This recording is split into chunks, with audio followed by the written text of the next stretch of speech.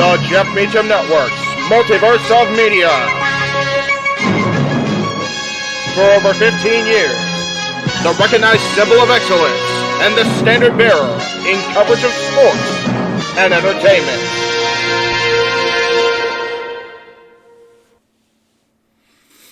JJ, Jeff, you want to kick this thing off? Because I'm still trying to process everything here. Yeah, it's like, who wants to go first? Yeah, who wants to go first? Well, come on in. It's open mic night with your host. you could maybe say there's really 4 topics, but it's split into 6. The Renegade, J.J. Williams. The Sammy and Eddie Kingston thing, which one's the better smelling turd? And his panel of co-hosts. I am the founder. We'll call me that for today since we're going with the Jeff Jarrett love theme here this week, according to JJ. The West Coast Professor, Jeff Meacham. Karma is karma is karma. That's professional wrestling! Damn it!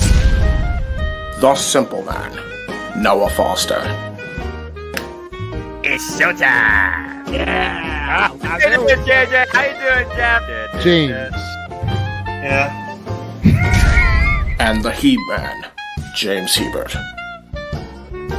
Imagine Bill Burr, Joe Rogan, Paul White, the Baldies! There you go! It sells itself! God. Get in there! Short his ass and shit the bed. He's not Amber Heard. Give it time, JJ, give it time. Now, I'm sure Jeff has some stuff that... Dumb move. Just don't pull this bullshit again. You get one. Tony needs to stop caring about the ratings. Bradshaw said as long as the ads are in place, we're not going to lose that third hour. Ring of Honor does not have to be AEW Live. They don't necessarily have to coexist with each other. We kind of saw that tonight to a degree. Along with a panel of guests. He is no longer glorious. Don't you bring that up. You want me to rant about what my NXT used to... No, we are done here for the night. I swear, Kings. Because you never know who may show up for open mic night. I leave our company in the capable hands of an extraordinary group of superstars, employees, and executives. The first thing that came to my mind was, it's about damn time. Amen! I literally touched everybody in the state's trash. It's horrible, you guys. Peyton's new thing is Dennis the Menace, but it's funny because she calls it Dentist the Medicine. And that's great. When Elliot Taylor came out and did Born for Greatness live, I was popping my pussy, having a great time. I didn't care. I was having so much fun. Sit back, relax, and enjoy the show. Fuck Bill Belichick.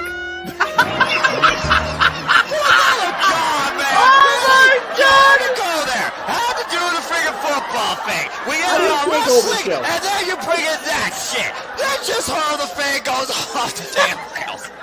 Brilliant, bloody brilliant.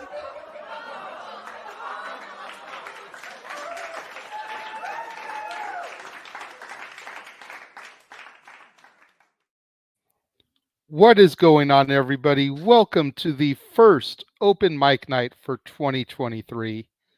That is right, Daniel. It is Saturday. And you know what that means. It's time for open mic night. I, of course, am your host, the Renegade Jeff. Botch! Already starting. I haven't even drank yet. Whoa! The Renegade JJ Williams. Joining me tonight is Jeff Meacham. I'll go ahead and top mine off since you're already fucking up. And that's honestly what happened is I had gone over to you to highlight you, to bring you in. And so my brain instinctively went to Jeff down here. Oh boy! All right, it's so Saturday night, just like Friday night fights, we live tonight, kids. Off we go to the races.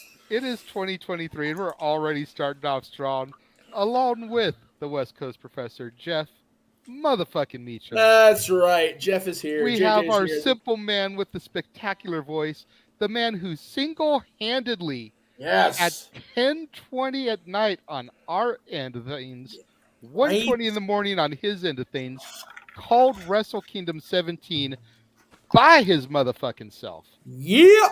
The simple man, Noah Foster. Yes, sir. What is up, good sir?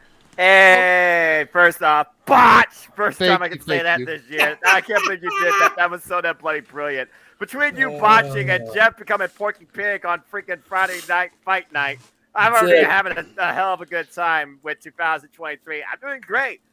Rested, got Gatorade, just working on the church order service, and looking forward to the first open mic night 2023 before next week's anniversary of this platform. Yes. And hello to everybody out there in the chat. Good to be here with all y'all as always. Yes. Also, alongside Noah is the man who took over for me for Wrestle Kingdom, jumped into the producer's chair for the first time on the Jeff Meacham Network Multiverse of Media. J-Hebert in the house, as per usual. What is up, my friend? I'm doing good. Got pizza. First time I eat on the air on open mic night in 2023. Here we go. There we go. There you go. We got everything. And then joining the cast of regulars, we've got some of our special cohorts stepping in the studio. We got Big Baller G, who of course is happy to be here. As always. We've got the stat boy, Mike Caldwell. And Hello, yes, my internet fans. of course, this broadcast tonight has to be Stat Boy approved. Yes. All right. Yep. There you go. And last but not least, certainly not least, we've got the man who so eloquently. What the fuck? Wait, what? The man who so eloquently utters "fuck Bill Belichick" in our intro. Fudge. Josh Mansfield. He's brilliant. Clean cut, Josh Mansfield. Look at this guy. Hey, look at you, man. You must have got your monthly tune-up like I do. Good to see you. Fudge. You motherfucking sons of bitches. I was already in bed. Hey, you know what? It's Saturday, Damn well when this platform's on, Mr. Bill Belichick hater. As why I Listen have my here, leg in my Mansfield. hand, because I already took it off for the night. Listen I've here, been up Mansfield. since 6:30 a.m. Well, whose fault is that? I had to be at a meeting at 8 o'clock in the morning. Brother, I could outpace you when it comes to sleep. What the hell is sleep? I've been once up for 48 straight damn hours. Don't talk to me about that exhaustion nonsense. This man called Wrestle Kingdom by his damn self on hours notice, and he still was on the next night with us, and he's been on all week with us. He's got 45 jobs just this week alone. Hush your face, Mansfield. You don't want to be here? You ain't got to be here. Ain't nobody put no gun to your head with your finely trimmed hair, motherfucker. Well, anyway. I'm saying we've gone off the rails already, but that's up to JJ's interpretation. No rails whatsoever. Zero rails. I was going to say, there are no rails this week with what our main event topic is. Damn it. Not with Vince McMahon coming back onto the board of directors. There are no fucking Okay, rails. let's not get ahead of ourselves. We can't get ahead of ourselves. Let's save the spoilers. Just like we ask you to leave out of the chats, let's leave the spoilers alone, okay? Yeah, I'm gonna need a beer for tonight. Oh my god. What? Gabrielle, hello, how's it going? Zach, good to see you. We'll Gatorade let you know tonight. if we need you to hop in or not, sir. Hey. Safet says, what's up? And OMG, which of course that came during the video. Yes. Arlene, yes, you need to send super chats if you want to introduce a topic. Hello, Arlene. We have about 5 topics that we're going to cover tonight. That's usually the minimum. So if you need to suggest a topic, if there's something that we're not covering that you really want us to, or if you want to make sure you gather our attention, a super chat is needed. Yes. Matt, what is going on? Yep, I was just Happy about to say that, birthday, Snap Boy. 52 years old. Congratulations. Happy birthday to you, Happy sir. birthday, Matt. Nathan, what is going on? Darren G says, pizza. I had my first pizza 2023 just yesterday. I didn't think that man used curse words. Oh, no. If you're referring to Noah, you just got to get him riled up enough. I think he's referring to Josh. Josh said F. Bill Belichick. It's a show open every week. Of Come course on, they're talking about me, but you all seem to know how to raise my ire when I least need it and cause me to go off the deep end. Oh, like when I did that gracious donation. Yes, and whenever we can get Noah to rant and your... whenever we can get Noah to rant and use profanity, that as well is Stat Boy approved. And there's a very simple way to do that, JJ. It doesn't happen Just mention often. not Noah's NXT. Mm-hmm. Eh. Hey, you know what? Noah is being very gracious to call New Year's Evil. There you go. Which we were talking about in our shameless shills toward the end, gratuitous plugs, if you will. But again, we're getting ahead of ourselves, Mr. Williams. If you will, we will attempt to reel it back in. Yes. Our first topic for the evening, which unfortunately I can't wax too much proxy on because I didn't physically see it, although I did go back and watch the 6+ hour coverage produced by the Simple Man Noah Foster, myself, and the Heap Man J-Hebert. Yes. We're going to get into some Wrestle Kingdom talk here, gentlemen. Yeah, buddy. Noah, I love this shit. What a phenomenal show. I was going to say, Noah, you were the man who sat there the entire time and so beautifully called the action. Like, me and Jeff knew that you could. Like I have always told you, you are Joey motherfucking Styles. You do not need myself, Jeff, or James to sit next to you. No. And you proved it that evening. Congratulations on a superb job. Lead this conversation, Noah, because you're the one that saw all the action. Let's go over some of the high points of Wrestle Kingdom for us. Well, for those that don't know, as I am definitely a historian to a degree of the industry, this was to celebrate the founder, politician, the great inspiration, the creative mind, the innovator himself, Antonio Inoki, again, who passed just last year. How fitting that last year's Wrestle Kingdom, he gave a message welcoming in on JPW to the 50th, and then to the 51st, we celebrate the man himself. There was a great tribute to him in a 6-man tag across 3 generations of pro wrestlers. We also had Keiji Muto, 40-year veteran, has his last match in the Tokyo Dome alongside former great rival Hiroshi Tanahashi, renewing hostilities with Tetsuya Naito. As we look at the other parts of the card, you had FTR for the first time ever in the Tokyo Dome defending IWGP Heavyweight Tag Team Championships against Bishamon, Hiroki Goto, Yoshikashi. Very fun match. We now have Zack Sabre Jr., who's been in the company for 6 years, finally a singles champion, now part of TMDK, now the front man. But definitely key points to take away, not to just break it down match by match, but again, everybody definitely put out their best. Kairi, you all remember her as Kairi Sane from WWE, one of the 3 original daughters of Stardom. She's essentially defended the IWGP Women's Championship in the Tokyo Dome against Tam Nakano of Stardom after literally knocking her out. And then following that, a boss decided to make her way into the Tokyo Dome, Mercedes Moné, and it's been made official. She will challenge Kairi for the IWGP Women's Championship at Bound and Valley on pay-per-view next month. Kenny Omega made his return back to New Japan Pro Wrestling and the Tokyo Dome in what many called a dream match that definitely lived to the hype and all the expectation. As Kenny Omega reclaimed the IWGP United States Heavyweight Championship. Not bad for a Tokyo Dome return after 4 years. And of course, in the main event, you talk about the guy that is the face of your company, Kazuchika Okada, who basically embraces Inokiism in his old form to a degree, reclaimed the IWGP Heavyweight Championship against Switchblade Jay White as we usher in the 51st year of New Japan Pro Wrestling. It was a phenomenal, historic show. New champions, galore, crazy moments, and still so much to wonder. Will Ospreay find his way during this year, or is he done? And of course, New Japan Pro Wrestling continues to fuel with Pro Wrestling Noah. And honestly, I couldn't ask for a stronger kickoff to my professional wrestling year 2023. I loved it.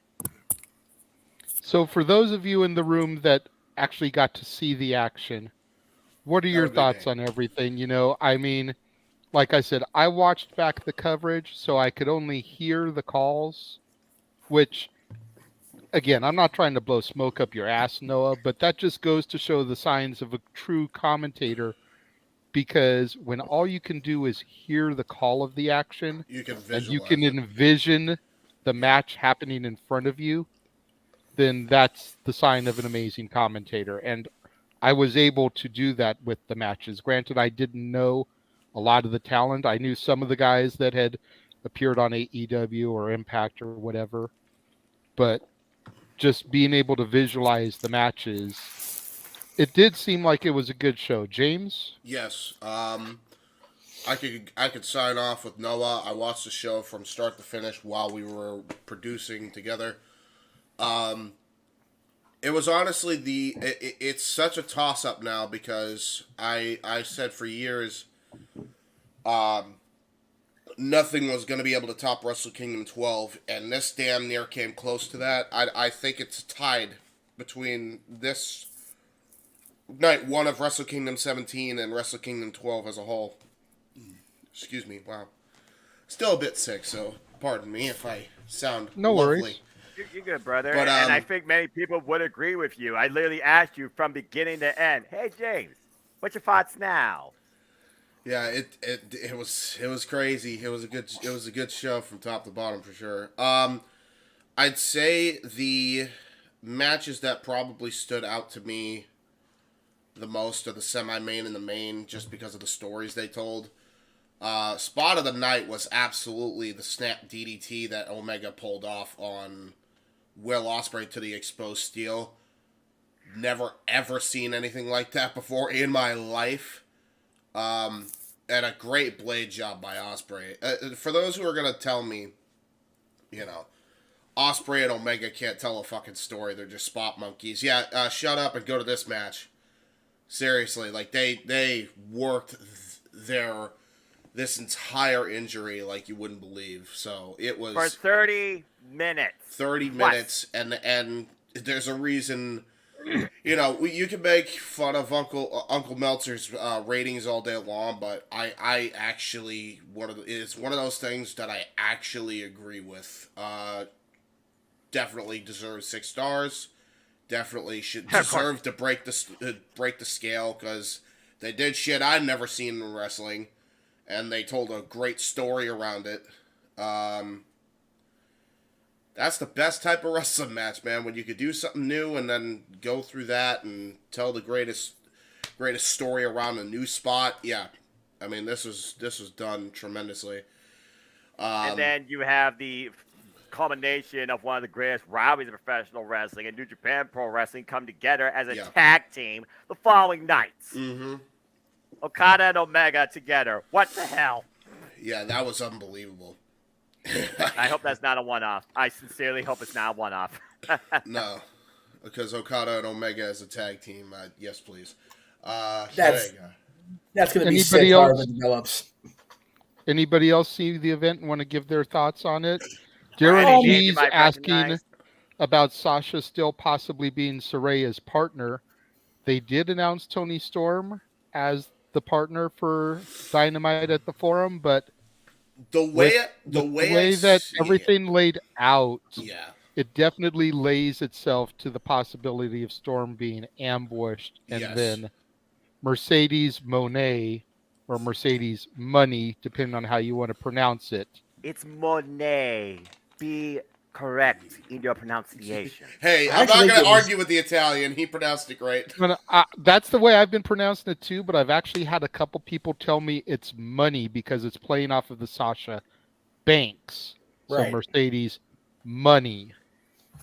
You know. There's no Y, and I assume it's proper. So until I hear it out of Mercedes' mouth the way she wants it pronounced, we'll go with Monet, but I've been hearing both. That's why I said it as that. So they have a clip of her entire entrance and promo on YouTube. You will hear her literally say Monet, so that way you know it going forward. Right here on YouTube at NJPW World.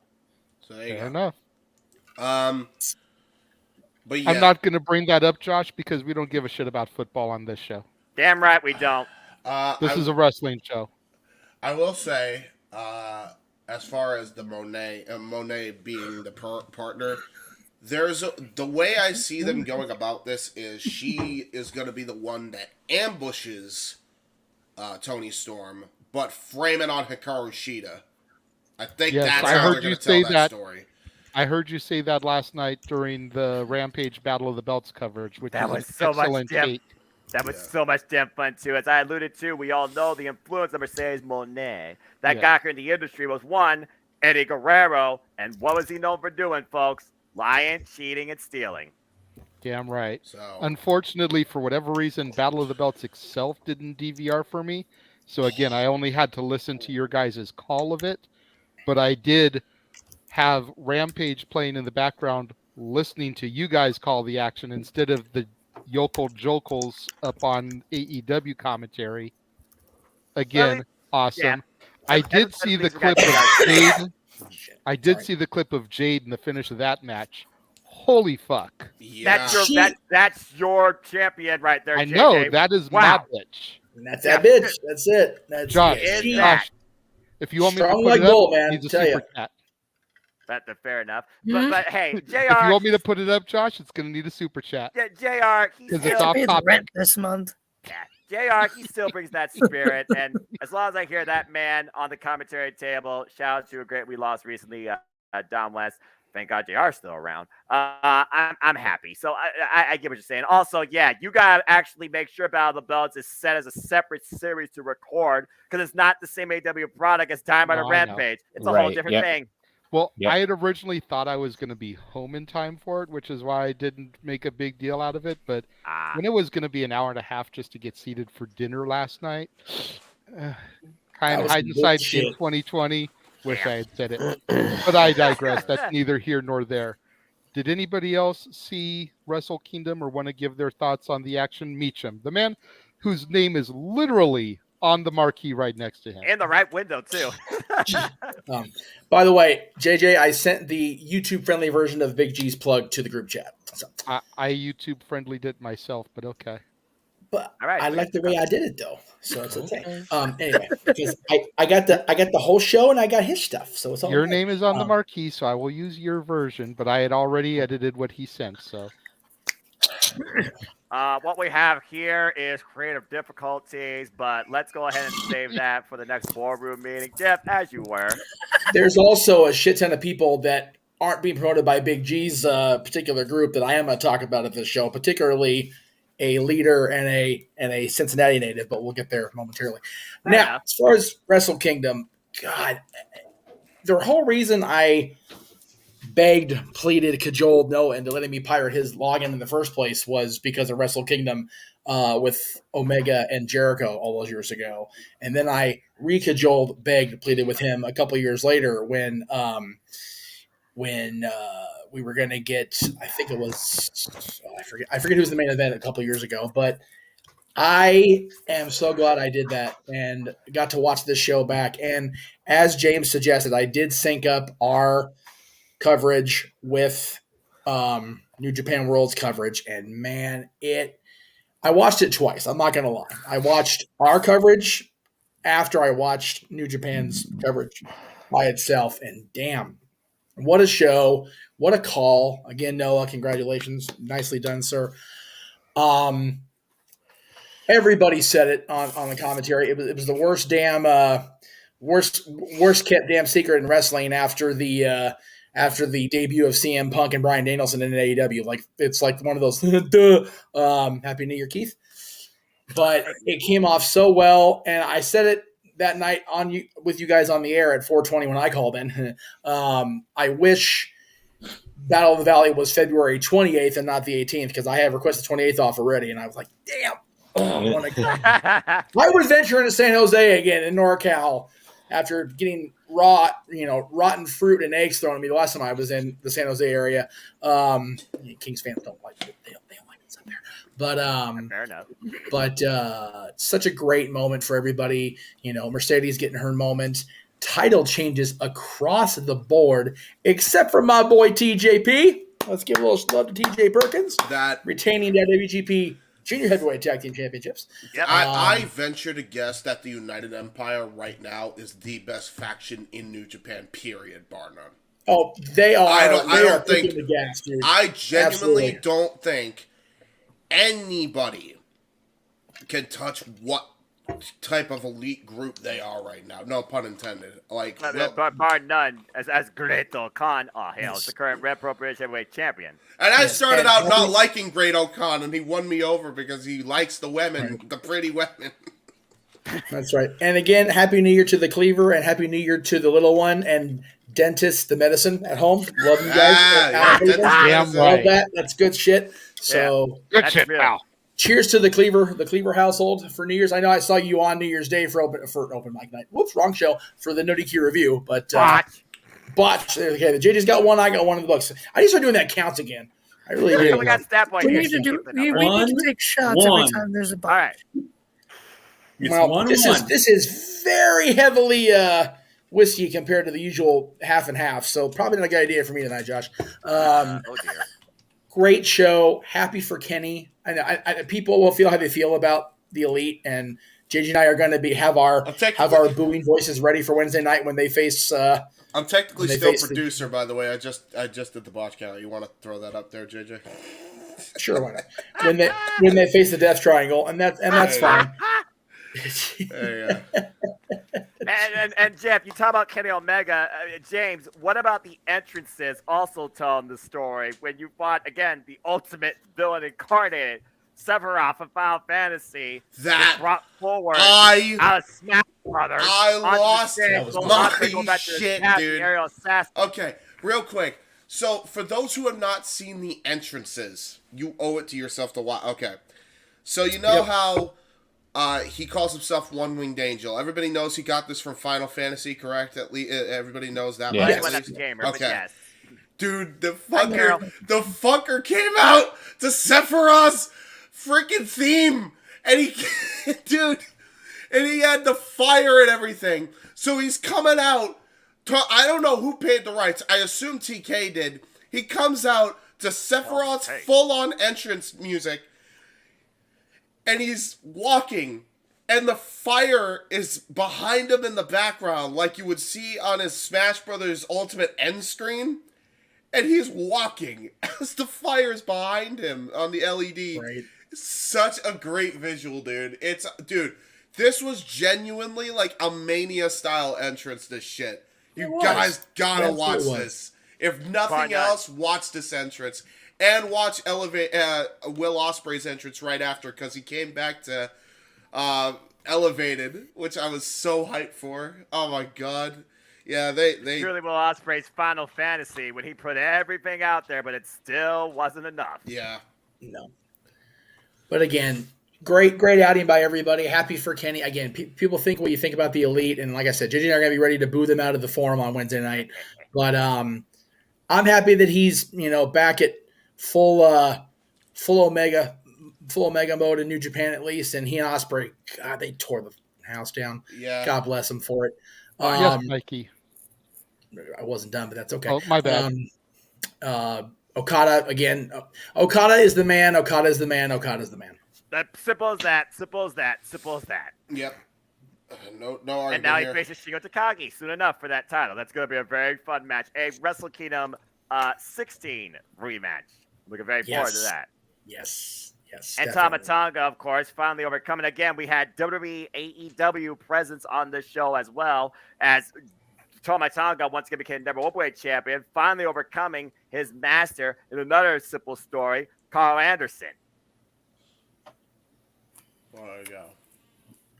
Shout out to Eric Brown, representing the Wrestleverse. Apparently, he told me that Dave said, and I quote, apparently Omega and Ospreay did not do everything they wanted to in that match. They were being held back. Yikes. For a rematch encounter. To take it to that level, I call bullshit as far as Kenny Omega and Will Ospreay holding anything back. I mean, if you watch that pro show press conference, they weren't holding a goddamn thing back. No. So. But again, Uncle Dave, for whatever the IWC take him for, you do you. Yeah. There you go.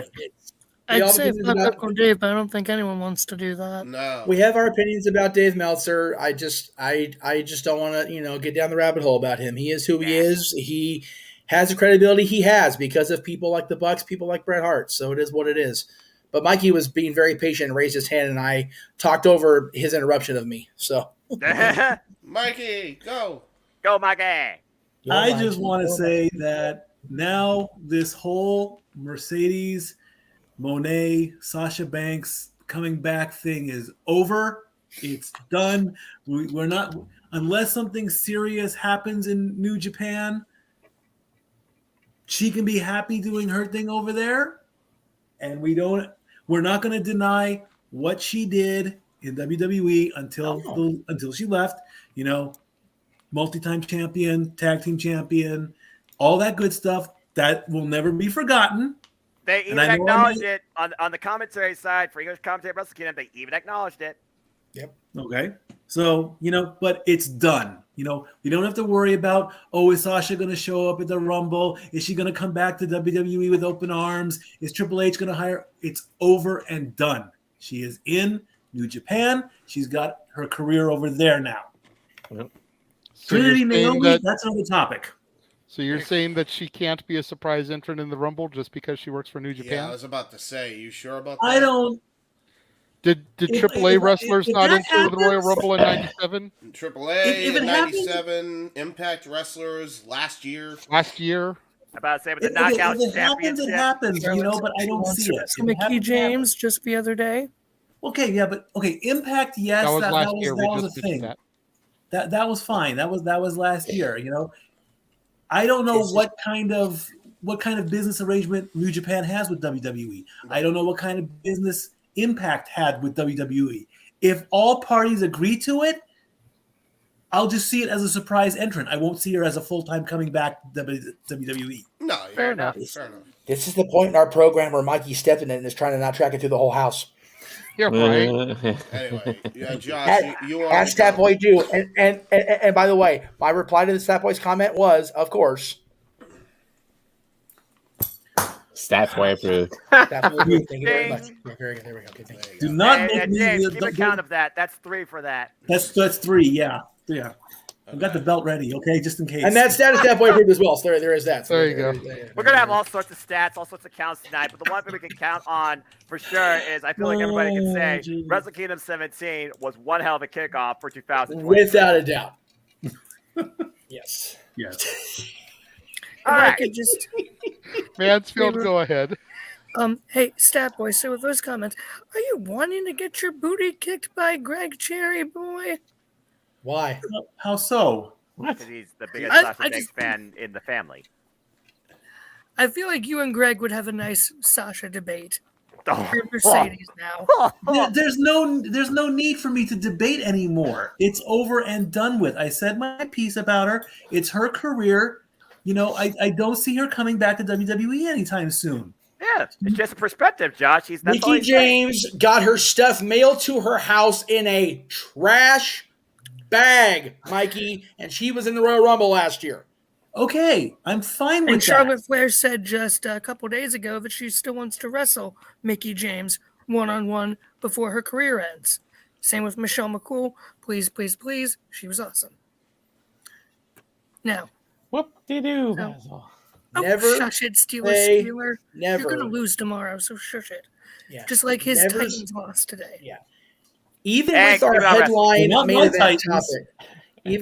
main event topic, never say never in professional wrestling. Yes, exactly. Right? Yeah. Yep. The bottom line, that's the phrase of the industry right now since June last year. Never say never, period.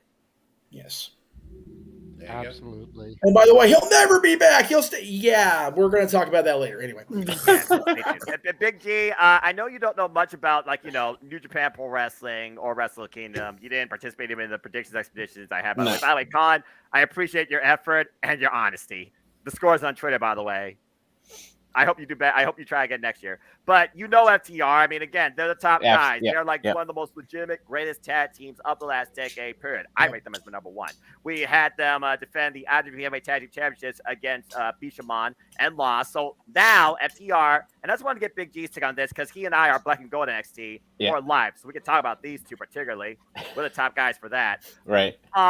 What's your thoughts with FTR no longer having any straps? That subtle tweet he put out, like thank you, this is it. Do you see FTR now just taking it easy? Do you think they might go back potentially to WWE? What's your thoughts with FTR being zero? Yeah, belts, it's crazy. FTR, they were one of the top tag teams in 2022. They literally had all 3 belts from Ring of Honor, New Japan, and AAA. And now they have nothing. And, there's reports going out. And I think even Dax said this, that their contract is coming up in the spring. Yep. So, I mean, and with Triple H running creative right now and stuff like that, and maybe, possibly they could go back to WWE. There's that big chance.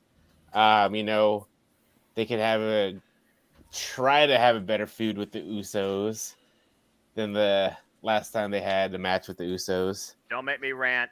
I know. But yeah, anywhere FTR goes, they are incredible. So, I would like them to win the AEW tag titles one more time before they leave. But we'll see what happens. There's two sides to this, the argument with the revival, FTR, or whatever you want to call them, depending on where they land. If they stay in AEW, they're not the AEW Tag Team Champions right now. Doesn't mean they can't flip the switch on the Acclaimed and drop those scissoring boys like a bad habit. There is that. Right. Because they can very easily go from this to this. I like that. Just like that, boys. Oh, yeah, definitely. But if they go back to WWE, a lot of it will factor in on the fact that whatever else anybody in this room feels or anybody watching feels about CM Punk, especially Dax, as he talked about on the podcast, they are not happy with the way things went down with Punk. Right or wrong on anybody's front with the shit that went down in Chicago, they are very unhappy with the way things went down with Punk and his apparent exit from the company. Right. Now, again, things can change Wednesday. Really. Well, things sound like they actually are changing too, because ever since which is fine, and if that's what it takes for them to get, to have Tony bring them back into good graces as far as he's concerned, then I say do it, because FTR FTR is a top guys wherever they go, and they should be. You mentioned the Usos, man. I would love the Usos and FTR to feud now. Now the Usos are at the tippy top of the industry. Well, Aaron had said, I can't remember where he had said it, but like if the Usos hadn't been on the show every single week and all that stuff, I think FTR would have been Tag Team of the Year on No DQ Awards. Yeah, I can definitely agree with him saying that, and because you figure the runners up were FTR and another non-WWE tag team, so it was just the bloodline was the bloodline, man. Exactly. They were, when you're a weekly presence, even if you're just a company tiki torches to the tribal chief, I mean, you're more recognized. So I can understand that outlook per se. But again, Jeff, if FTR stays out of WWE, there's still two companies, two tag team championships they particularly have not touched yet, and that's Impact and the NWA. Yeah. Which the NWA, whatever they're doing, but man, Impact's always looking for. I mean, God, they're gonna get. They've got a stat card for us on Friday. We're gonna talk about in the plugs section. Though, I cannot wait to call that. It's gonna be good shit. JJ, before we go to, I'm thinking commercial based on the time I've seen. Has everybody in here seen SmackDown from last night? Yes. No. No. I've read the results. Okay, well, I don't care about if being everybody hasn't spoiled, seen it- so it's fine.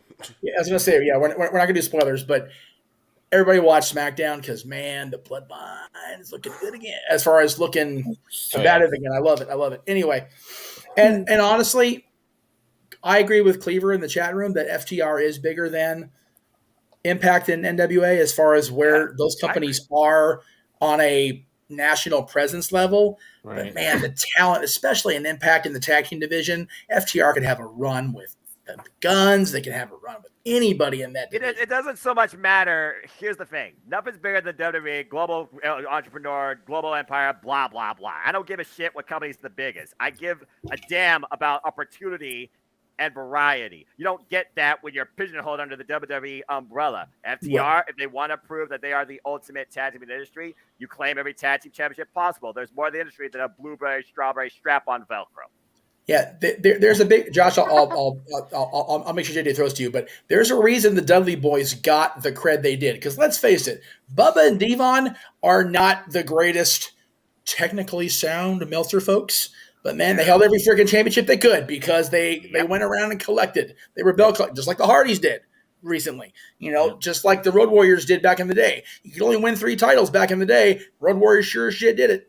So again, it comes down to where you go and what you accomplish when you go there. Not necessarily what you do underneath one company in general. One company doesn't define your career unless you choose to keep it that way. FTR really does not want to do that. Yeah, the FTR, without calling it that, because it was the Hardys gimmick, they're on the expedition of gold right now. So they really are, period. Although I gotta wonder after the last 3 weeks, will they actually take it easy? Because I heard stuff like, okay, maybe they want to take it easy a little bit. I mean, you've been wrestling practically everywhere for the last damn year. I think you deserve a little bit of a break. Yep. Good break. And that was right after both of them came off a pretty serious injury too. And Dax, heal your damn shoulder. Seriously, Dax. If your knee don't ever heal up, at least heal your shoulder, man. Good Lord. Seriously. Josh had his hand up, and I'm sorry. I kept rambling as I do. Oh, no, you're good. You're good. So, we're talking about, all these FTR dream matches. Screw FTR Usos. Give me FTR versus Pretty Deadly.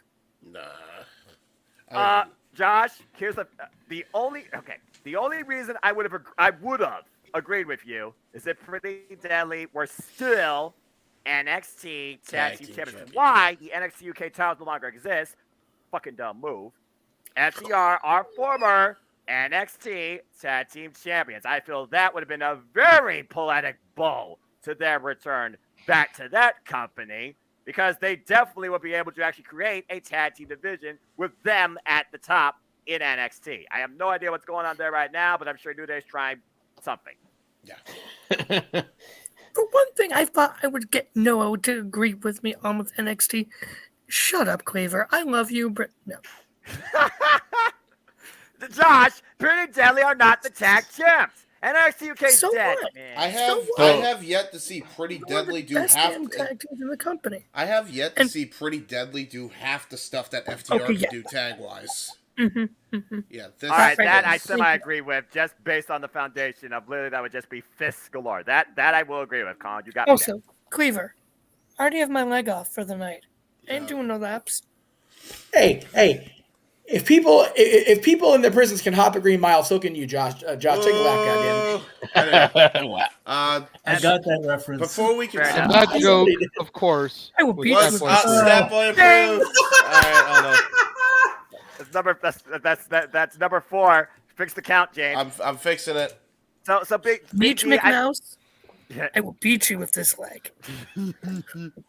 Next no DQ meetup in Cleveland, Ohio. Stay tuned. Ain't that comment great? Anyway. Anyway. Next topic. I think we're pretty much done here because, I mean, at the end of the day, the order for you to think about Kenny Omega versus Jeff Cobb to come, I still say book it for Kyle Palace. Jesus. Yeah. Kenny Omega versus Will Ospreay 3. Book it at Forbidden Door 2 if applicable.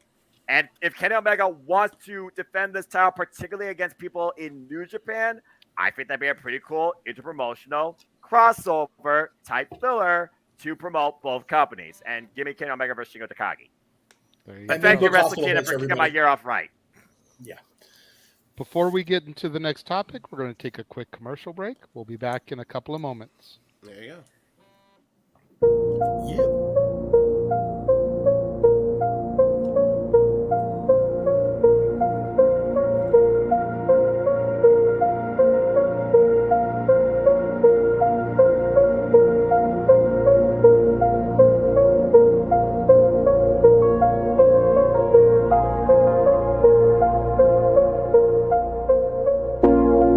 It's out of my hands, but I'm still in control. It's out of my hands. You can never take away the power of my soul.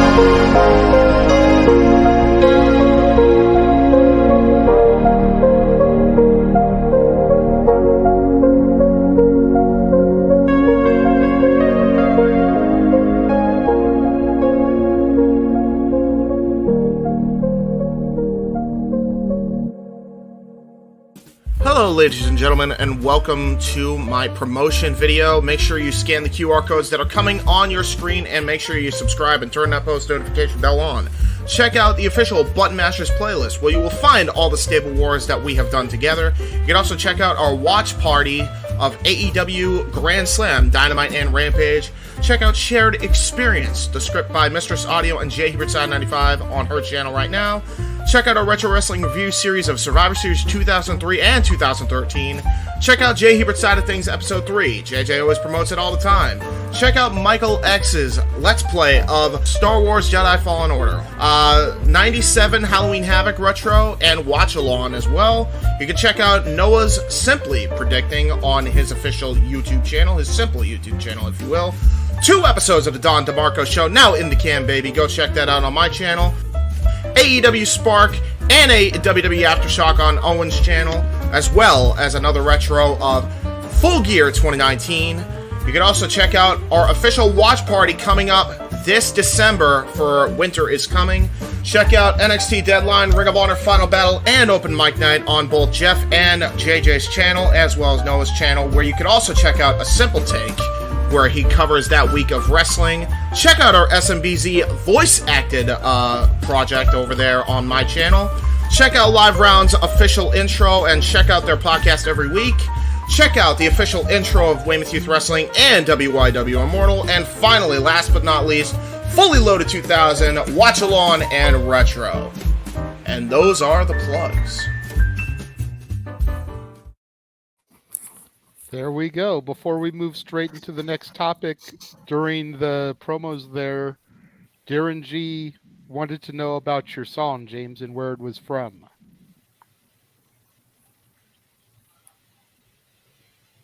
James had audio issues. James? James, can you hear us? Hi. Watch. My microphone was Bueller! Hey! Yeah, I'm here. It's anyway. Dr. Disrespect Alleyways, featuring J+1. There you go. That's the name of the song. I actually sang the lyrics of that, so there you go. Yeah. That's Good on me. ya. That me. That you team, folks. And me. Alright, yeah, there you go. And no, Darren, it isn't a rib, it's a leg. It's a leg, not a rib. Micho, Yeah. Alright. What we got next? That's And a of terrible course- joke, but it's a dad joke, and I'm running with it. But that joke was, in fact, stepped right through. Nope. Oh, it wasn't. Oh, he took it away. He took He's it just away. saying no because he's getting mad about being made fun of. Vetoed. You What, know, man? rejected. We're putting your gimmick over. What are you talking about? what? Does Stat you know Boy we love you, Mikey. Snapping Stat Boy proof to get him a visit from the leg? Haven't you beat up enough on this channel yet? What's one more? Listen, Stat Boy. In college, I used to take my leg off at night, especially during Halloween, and crawl the halls of the dorm scaring people.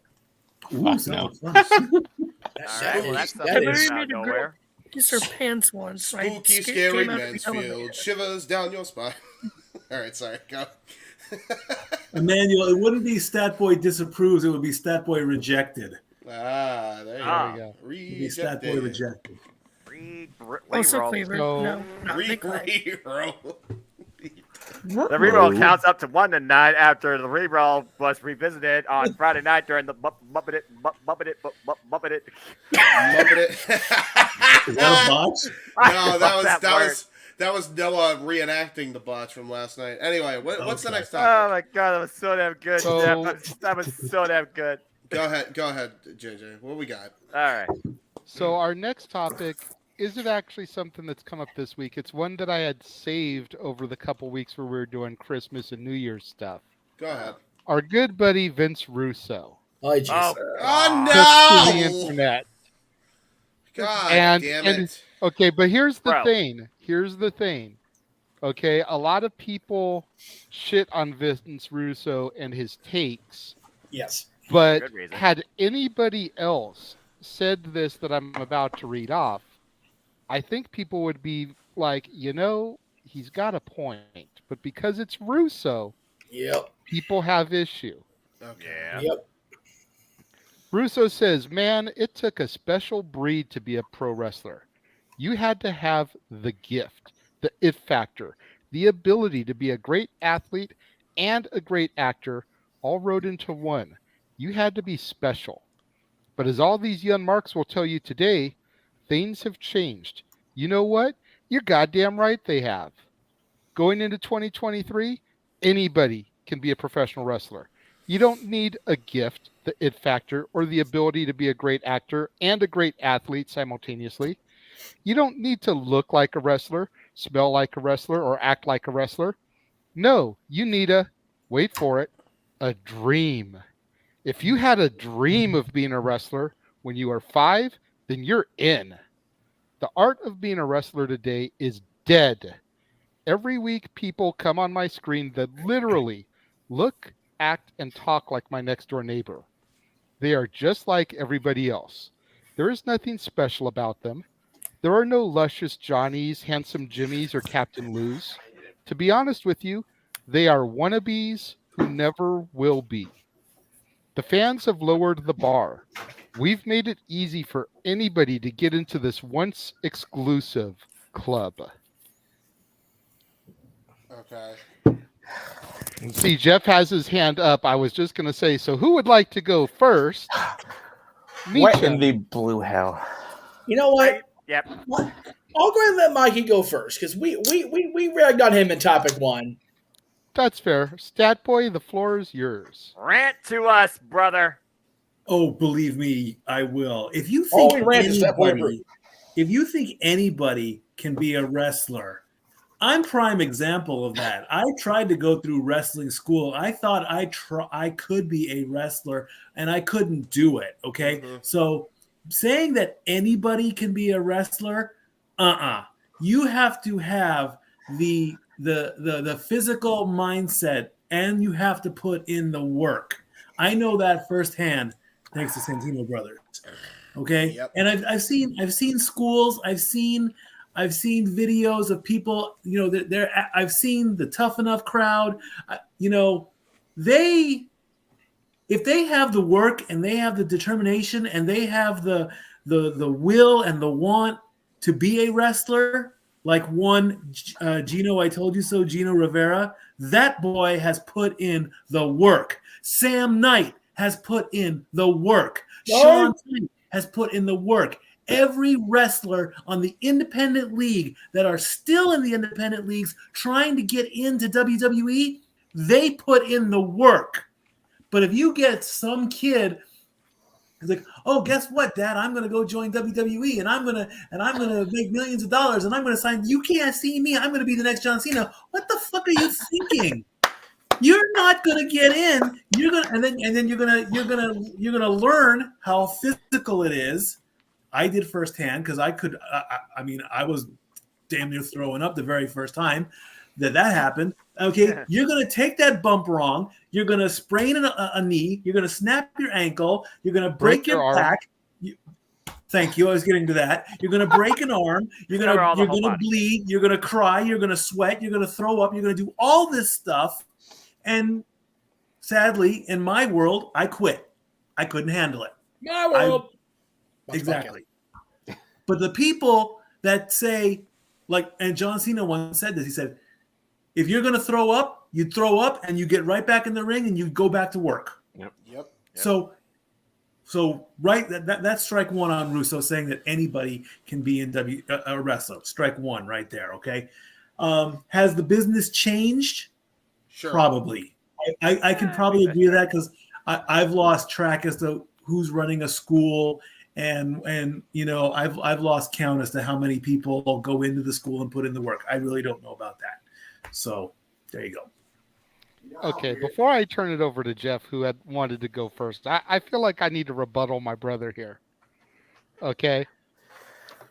First, you say that you have to have the drive, the determination, the ambition to be a professional wrestler. And then you talk about how nobody can do it because you quit. And you're a prime example of that. You can do it if you have the drive, the determination, the ambition. You may have had the ambition once upon a time, but you never had the full drive and determination, bro. You're my brother from another mother. I love you to death. Love you too.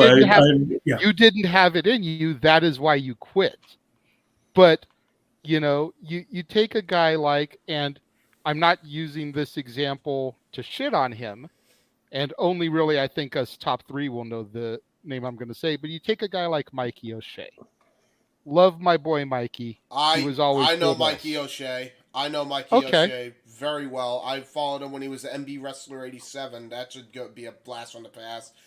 Yes, it is. Okay, so shout out to him, by Mikey the way. O'Shea. You know Mikey O'Shea. He's a good buddy of ours. He's got the drive. He's got the determination. But he doesn't really have the look. He doesn't have what it takes to make it to the big stage. You know, the point that I feel like Russo... No, he's not asleep. and why would you interrupt me? That's very rude, Stat Boy. We didn't interrupt you when you were taking your talk. I apologize. I'm sorry. Yeah, don't do that, bro. That was rude. So I think the point Russo was trying to make, though, was that you look at a guy like Sami Zayn. What exactly about his look is so special about him? He's got the talent. He's got the ability. He can act his ass off. But he looks like Joe Blow from Kokomo. There's nothing special about his look. You very eloquently ran down the look of one Austin Theory back during our SummerSlam coverage that we made sure we threw that in during our highlight package. Here we go. You know? So to you, he may not have the look, but he's everything else that WWE wants.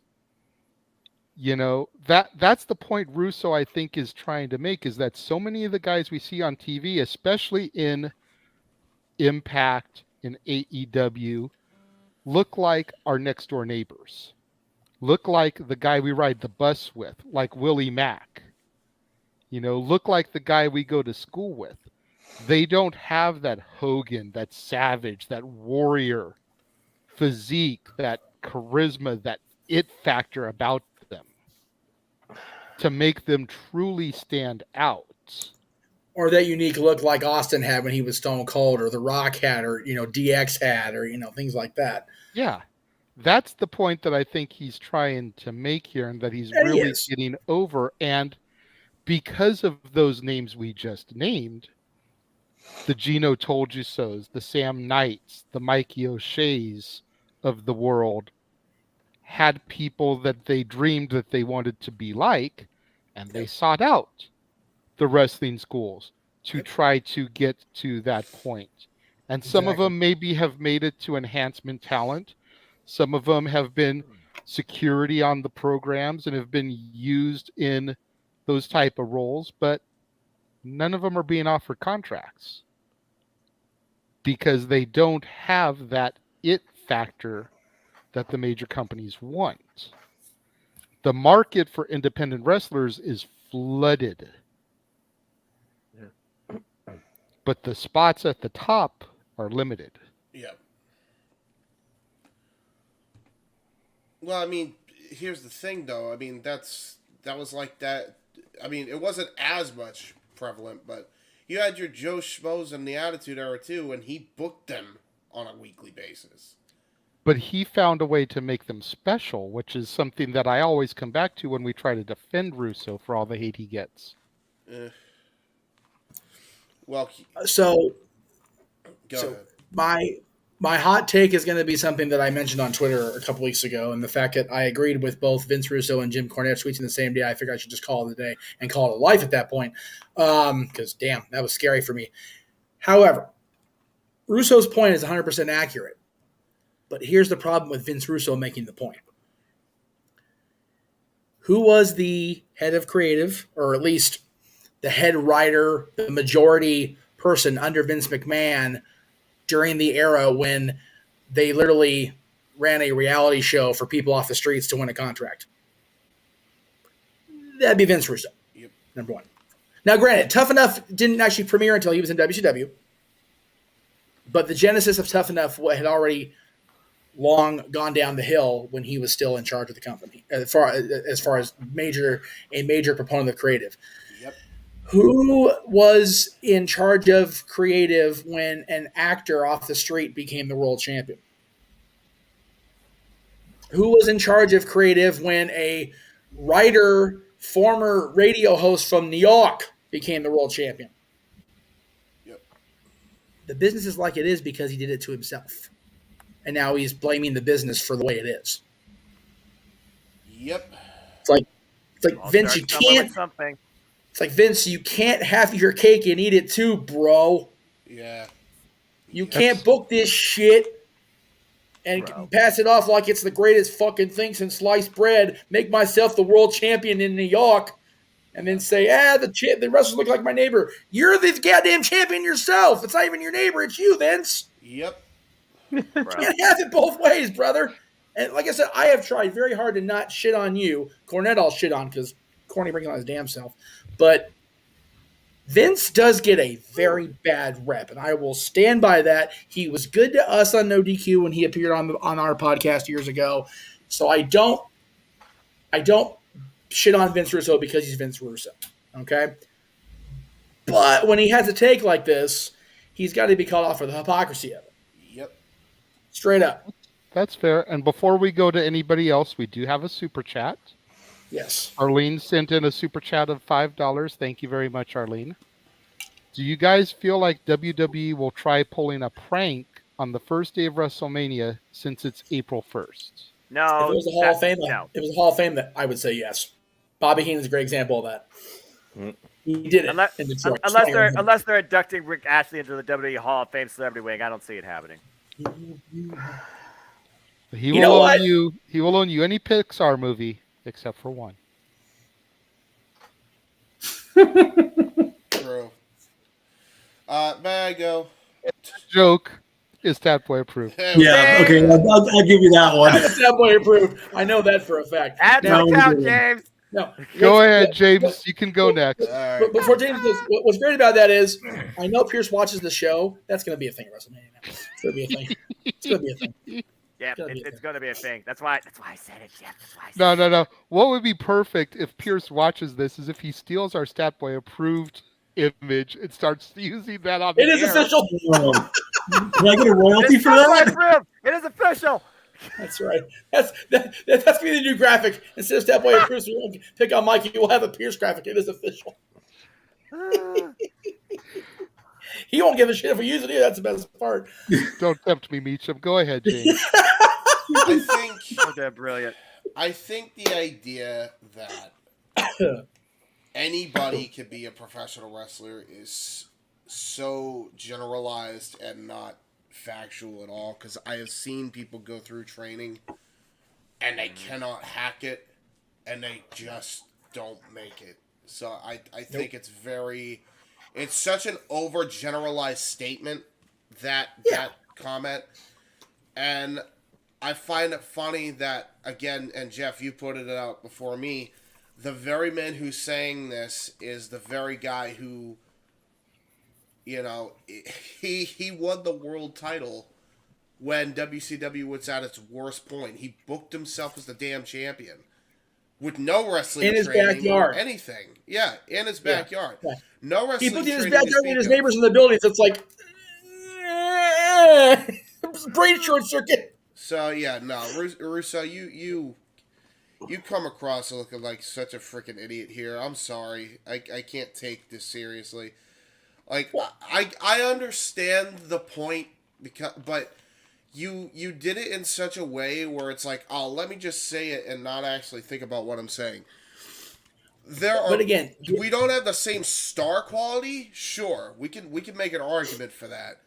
But to say that there aren't people with the freaking it factor in the industry, I disagree. They're the people on top right now, number one. MJF, Roman Reigns, you know. Couple of freaking examples there. To JJ's point, though, when we started this topic, if any of the other 8 billion people on this planet says that, you know, that's a valid point. Yeah. But because Vince Russo said it, and because of why, the reason I pointed out, him saying it is ridiculous, that's why it's a problem. I think Triple H says that? We're freaking on our knees waiting to kiss the nose of the ring. You know, if Tony Khan says it. What happened? I said if William Regal says it. If William Regal says it, we're all lining up to kiss the knuckles. Like, no doubt about that. I still think I disagree, though. Either way, I think no matter who it comes from, I think it's such a. But I doubt you'd have as much of a rebuttal to the take. Yeah. As no. Well, because of the man it came from, yeah. Exactly, because it's that knee-jerk reaction, you know, like Jeff said. The man booked himself to be WCW champion, which to piggyback to Darren G's comment, Vince McMahon won the WWF title before Vince Russo won the WCW title. Almost a year difference. Confirmed. As a matter of fact, although it was Vince McMahon with the ECW and the do-rag, that was just, oh my God. And to even piggyback on that, Jay, every active on-camera member of the McMahon family, Vince, Shane, and Stephanie, who were there all the time, Linda wasn't, all were champion prior to Vince Russo booking himself as a champion. Yes. As well as before Eric Bischoff became a champion in WCW too. If we're going to throw shade on the bookers, Bischoff and Russo did it after the McMahons.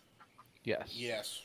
But, like I said, if Regal, if Heyman, if anybody else makes that comment, it's not as, Vince Russo's talking out his ass.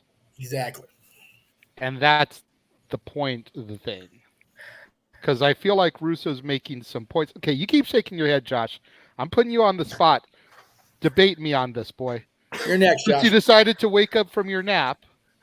Yes, because it's Vince Russo and I don't give a crap, but because Vince Russo is a out-of-touch old man has-been just as much as Vincent Kennedy McMahon. Ooh, that's hard. That's a rough take, brother. That's harsh. It's an accurate one. I in don't your know opinion, if it is. Yeah, and again, let him speak. Let him speak. Yeah, Go ahead. okay. Well, that's all I got. I could care less about Vince Russo. I could care less about him or Corny. Just put them in a room together finally and just let them like Aaron and I always say on comments on posts, no one cares. You care enough to get riled up, and okay, I'm awake about it. Yeah, exactly. Exactly. Yeah, I was enjoying my nap, my Russo nap. Again. If you're gonna sit there and shake your head in disagreement with the topic, then give me something other than Vince Russo sucks. For your argument, literally, Objectively does change, and you know what? Okay, that's a good thing. Like that's one thing that people were saying Vince is out of touch for years. Is he always wanted this big, strong, heavy man, and we're like, no, that isn't what wrestling has to be anymore. No. So, okay, so I think what JJ is looking for is more of an elaboration than just Russo's out of touch like the old man, because we are going to lay into the old man here in about an hour. So let's just not even front about that shit. I won't be awake in an hour. Sucks to be you. I got time. Noah, you're awful quiet, as are you, Big G. What are your thoughts on this? And then we'll go ahead and bring to the stream Mikey T. Mikey T! Yo! Yeah! Open mic alumni. What is up, brothers? We got a lot. So we'll go to Noah. Might not New Year. We'll go to Noah, then to G, and then to Mikey to round up this topic. So basically what we're trying to do here is give our assessment of A, what we believe it means to be a professional wrestler in the year 2023 and beyond, and B, versus Vince Russo, perspective on the professional wrestling industry when it comes to the identity of a pro wrestler. Okay. Well, as far as I'm concerned, a pro wrestler is a human being. Pro wrestling is a job. To be a pro wrestler, you have to be disciplined, you have to be educated, you have to be committed. Now, as far as having the it factor and whether or not you want to see a recreation of a Hulk Hogan, a Rock, Roddy Piper, if you're looking for that same identity, not going to happen. Quit trying to reinvent the wheels, like trying to change the wheels on a Prius versus a Toyota Kia. They still both use the same set of wheels. So as far as Vince Russo's take goes, the industry has changed where it leads to more opportunity, where anyone, if they are disciplined enough to pursue it, they can at least be it. Now, what they do with it is a whole different perspective. That comes down to their own decision. And whether or not they make it to WWE, Impact, NWA, AEW, or any company on the mainstream versus a YouTube platform or outside, basically in the middle of nowhere in a warehouse in front of 200 people, that comes down to either comfort zone, that comes down to work ethic, that also just comes down to opportunity. Kylan King, prime example. Kylan King's been involved in Impact Wrestling and AEW, yet she's freelancing all in and out, and she doesn't look at the current, she looks at what's to come. She just keeps moving forward and goes for the next fight. There's a reason why Kylan King is one of my favorite wrestlers in the entire industry. And she recently was just on Impact Wrestling before the Impact, taking on Shell Shaw.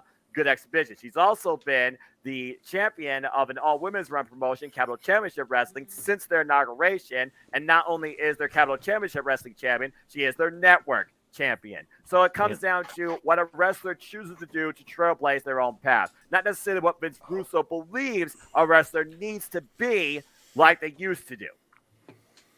Okay, Big G. I couldn't have said it any better.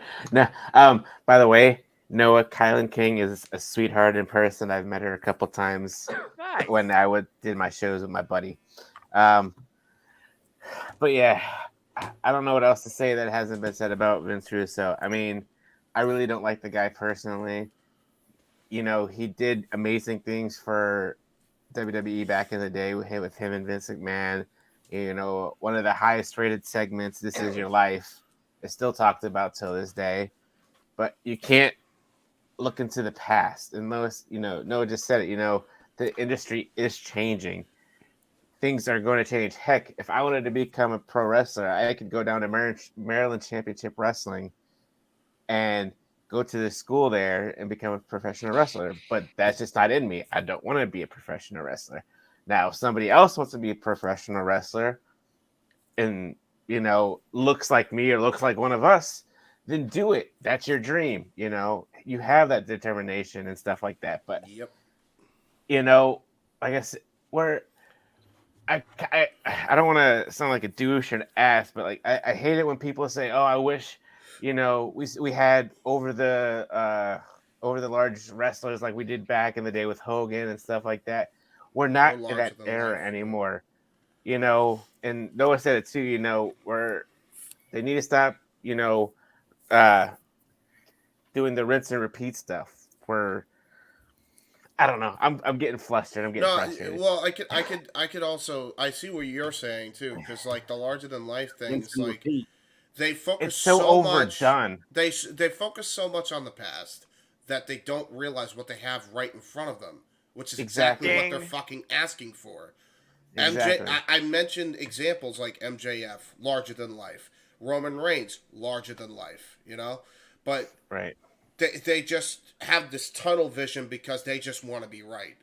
That's what this comes down to. And you know, that's what Vince Russo grew up with, you know, the larger than life and everything like that. And that's all they see. They don't, I mean, I don't read everything Vince Russo writes and stuff like that, but, you know, give these, you know, other wrestlers a chance to show you that they have determination and the it factor and all this stuff. You don't have to have everything roll like I think at the beginning of his statement, he had like 5 or 6 things that you had to be this great professional wrestler. You don't need any of that. As long as you have 1 or 2 of those things, then you're a professional wrestler, in my opinion. Yep. And that's the thing. And that's the thing too. Yeah. It never was like that during his time either. The bottom line, not for nothing. I never thought of Steve Blackman as an actor, but he had a great match with Shane McMahon that's still talked about to this day because it was fun. Yeah, hardcore match again. The bottom line, there is not a standard definition you can look up in the Oxford Dictionary that defines professional wrestler. Yep. That's fair. We'll go to Mikey T for his thoughts on this real quick before we move to the next portion of the show. Mikey T, this is what we're talking about real quick, is JJ. the take that Vince Russo had on his podcast a couple weeks back. So there you go, Mikey. Take your time. To sum it up, if you're a dreamer, you're a fool. Wow. All right. So he's basically saying anybody. He's basically, what is he saying there? Anybody can be a wrestler. Yeah, anybody can be a wrestler. You don't have to have the it factor, the look, the gift. You don't have to be an athlete and an actor at the same time. I love how Vince Russo is putting over the Midian gimmick once again. This guy really pisses me off. Damn. Vince Russo talking about you don't need to be an athlete and an actor this day and age.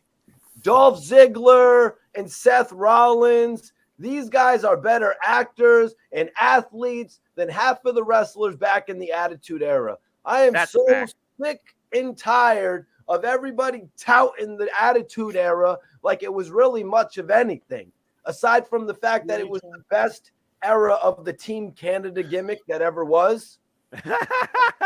I'll give them that. They had the best Team Canada gimmick.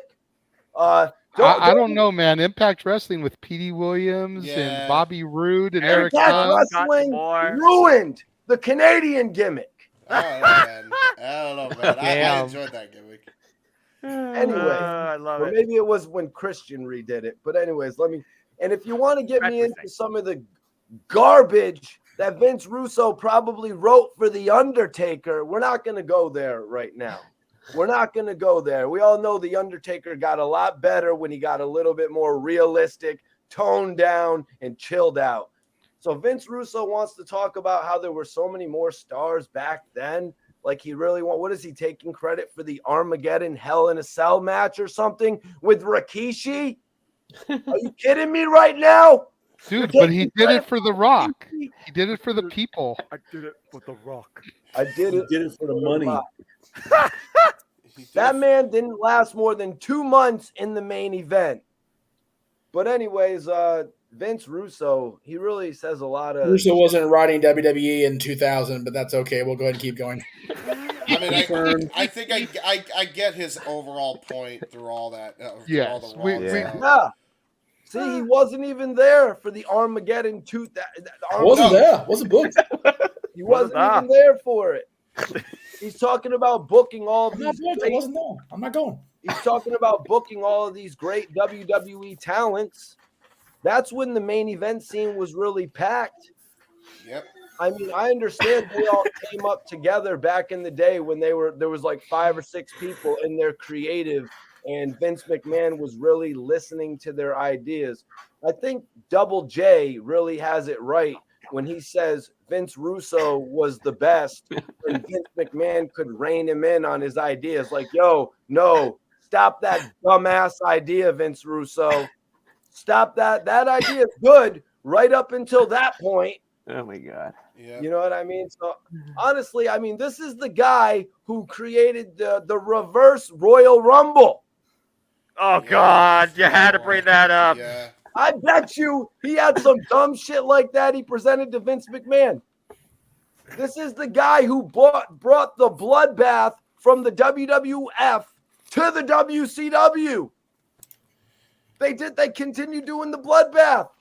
This is also the man responsible for the Judy Bagwell on a pole match. Yes. My God, the stuff he did in WCW. Which, you know, for all we know, he pitched to Linda McMahon on a pole match. Now, Mikey, It got so bad, James. I'm sorry, but Vince Russo got so bad that I couldn't even watch it anymore. Do you guys know that he created a group called Sex? He created a group called Sex. He did create a group called Sex. Why does he have a faction called Sex? He does. He did. Why? Is it because there was a group? Is it because there was a group called DX? He thought he sounded similar? Yeah. Yes, Mikey. That's the reason, isn't it? Preach. Just keep going. I'm not gonna watch that shit. Now I'm not watching that shit. Holy shit. Yo, keep going. No, why are you stopping? I would rather watch Jeff Jarrett get beat by every single former main eventer from the WWF than watch Vince Russo create a group called Sex. Why would someone give Mikey tea and oxygen tank? Jeff, explain it to me, Professor. Why was the group called Sex? It's because it was Can we all sports. breathe? It was This is sports fun. entertainment extreme, Mikey. What the fuck? They were called Sex, No, Mikey. Hold on. Mikey, I'm going to tell you right this. I'm going to answer your question with your theme song. They were called Sex because sex sells. Yes. But hang on. Oh, my God. Now, Mikey, if from the sound of it... That's not going to be a problem, Sapphic. That is not going to be a problem. Yeah, this is definitely going to be clipped. Now, real quick, Mikey. Oh, my God. And it sounds like in that diatribe, you actually were pretty much where I'm at with this. If anybody were to say this, and not... Let's just move Russo out of the picture and say anybody else had this quote. If Regal had this quote, Heyman had this quote, would you still disagree with it? honestly, I really feel like the stars of today are better than the stars from back in the day, like That's athletically. a fair take. That's a very fair point. Now, with that said, do you think you would give more shit to Regal and Heyman, or do you think it's justified because it's Russo saying it, and then this is why you went on the diatribe? Yeah, like the mouth giving the idea versus the idea itself. Yes. Oh Lord. Would you have blown up as bad as you did if it came from anybody else? When did this become the roast of Vince Russo? Well, honestly, since Hi, Dory.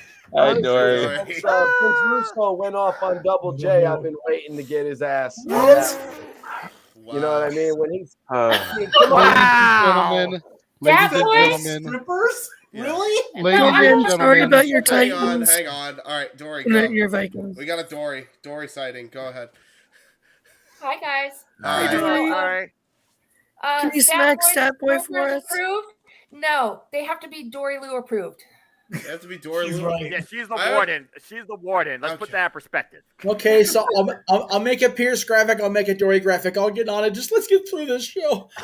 yes, please. Oh my God.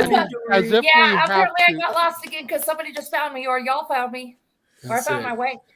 Just keep swimming. Just keep swimming. Just keep swimming. You once was lost, but now you're found. Thank Christ. Thanks, somebody. Okay. All right. So for anybody out there that's a Friends fan, that was a lot of information to process in 30 seconds. Right. Can I just go into the car from How I Met Your Mother and listen to Proclaimers 500 miles and just ride down the highway? For real. Good grief. All right. God. Walk 500. Did everybody? And I would We need a super chat for that. No, this is not karaoke night. This is open mic night. Damn it! Every night is Get back on karaoke track. night. What you talking about?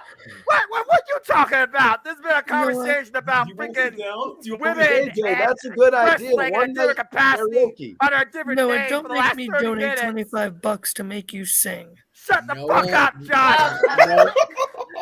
Karaoke night would be good for open. No, I don't. But that's okay.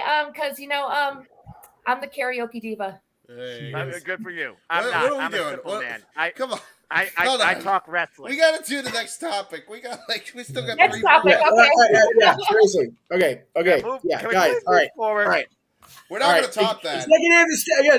Executive producer stepping in now. I'm okay, because JJ is not being allowed to regain control, and we need to keep moving. Okay. Seriously. All right. Moving on. Thank you. All right. JJ, go. Thank you, Dory, for popping in. We appreciate you. Have a wonderful night. We'll definitely see you on Tuesday for Top by Sports Bar. Oh, yes, you will. All right. Sounds good. Well, Have a great night, Dory. Thank you, love. Appreciate Appreciate you, Dory. Well, Okay. And now we hear from JJ. So, all right. Did everybody pull the Brian Cage and get their shit in on Vince Russo? I think so. Yes. I think Mikey T got the most in, and he just showed up. Oh, really? Mikey T got everybody in on Vince Russo for the entire year. I think we're done picking on Vince for at least a year at this point. He got Double J. I'm on his ass, Jeff. I just love how we've totally turned Mikey around on Double J. That just makes my day for the record. Well, remember he was doing it just to start shit. He always was a fan of Jeff Jarrett. Remember? Exactly. I'm gonna tell Russo this right now, and you better look down in this box, Russo. Pause. Oh shit! Don't piss me off. Oh. All right. Don't piss me off and talk about Jeff again just to get ratings on your little podcast, because Double J doesn't want to turn my world into a spectacle. He doesn't want to turn it into a spectacle. So, Russo, I'm going to tell you, just because you want to get your views up, because you haven't had ratings since the Monday Night Wars. Damn. Since you were right in WCW when the ratings were in the toilet. Since you were writing Impact when the ratings were non-existent, and you were bragging about 2 million views that only happened once. This guy was bragging. Oh, we got 2 million. What were the views the next week?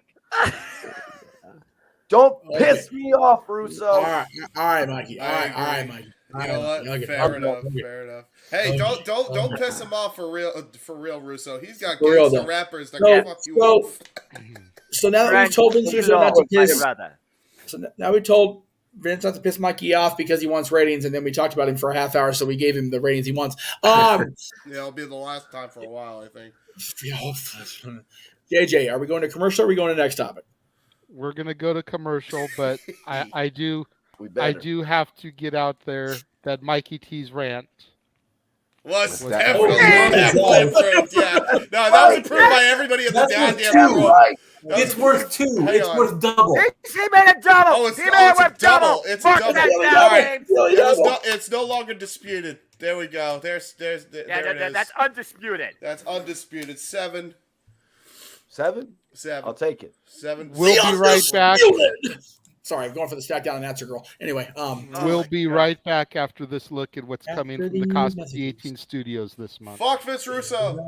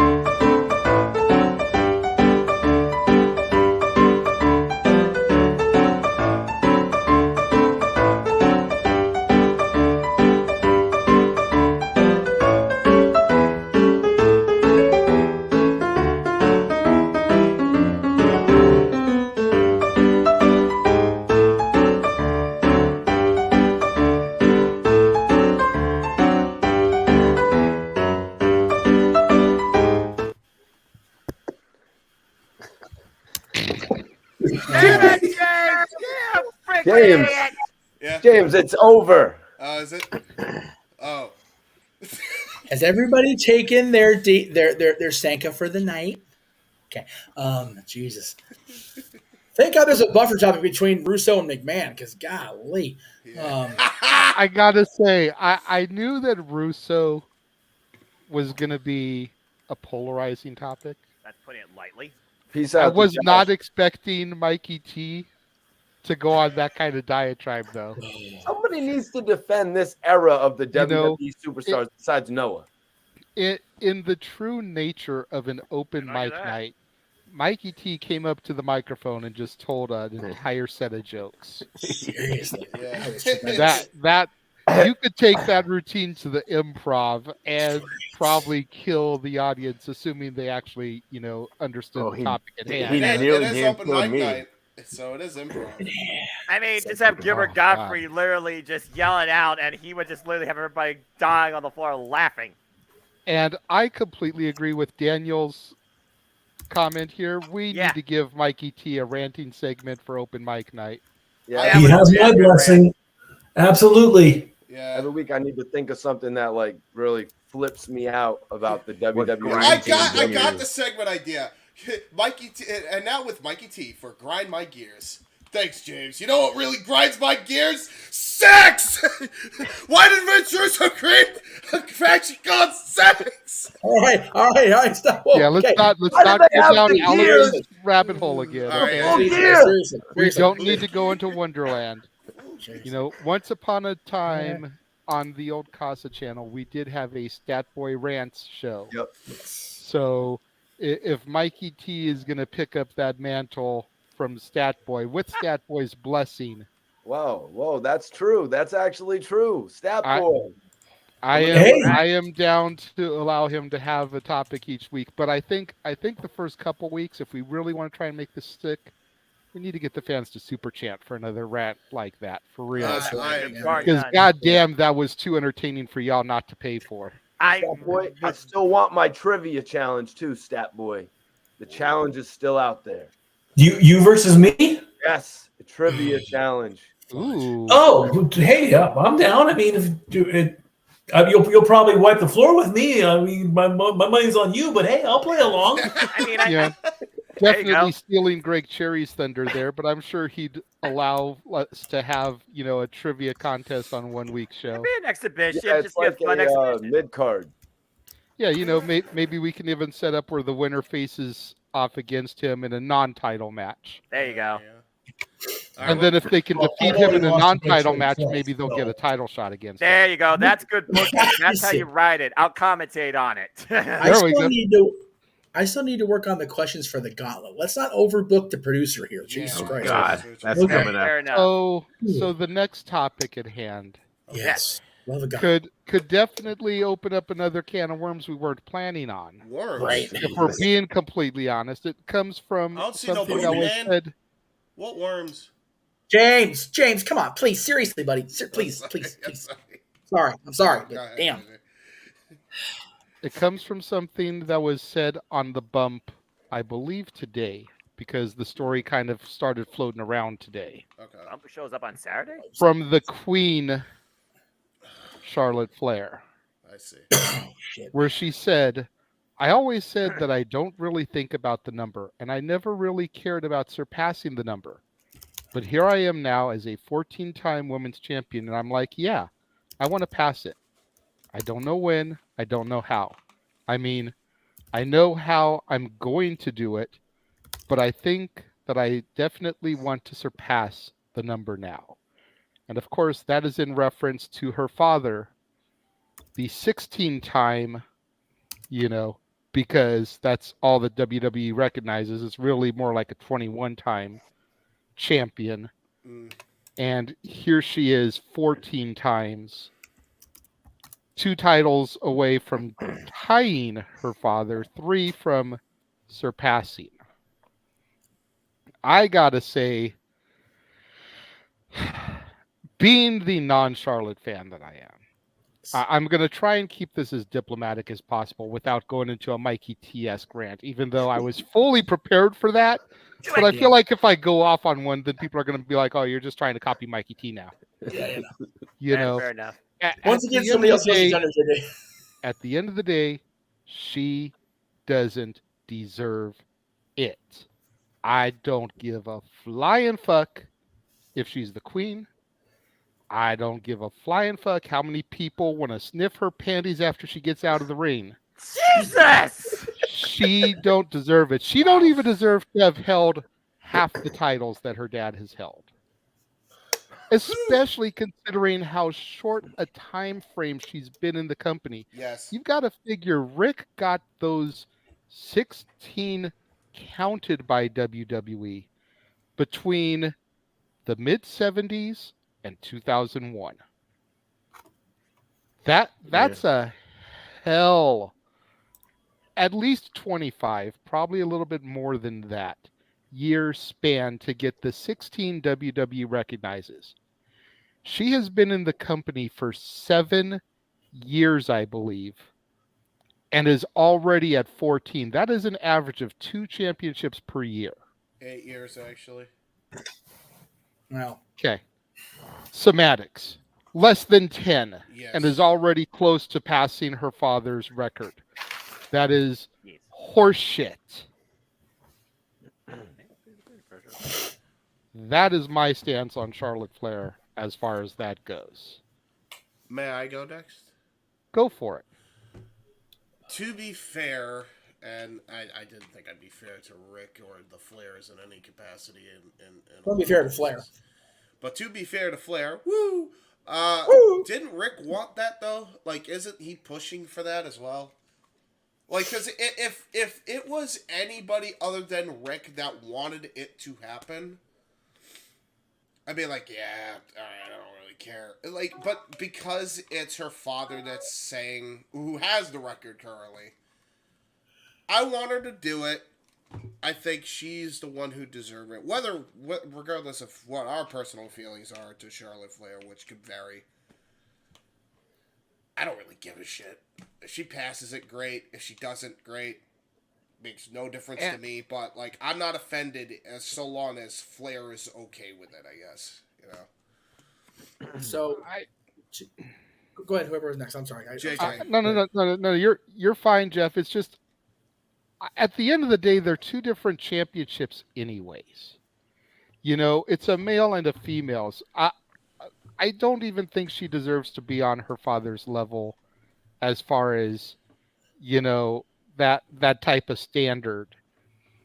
But I wouldn't even look at her as eclipsing her father's record because it's not male championships.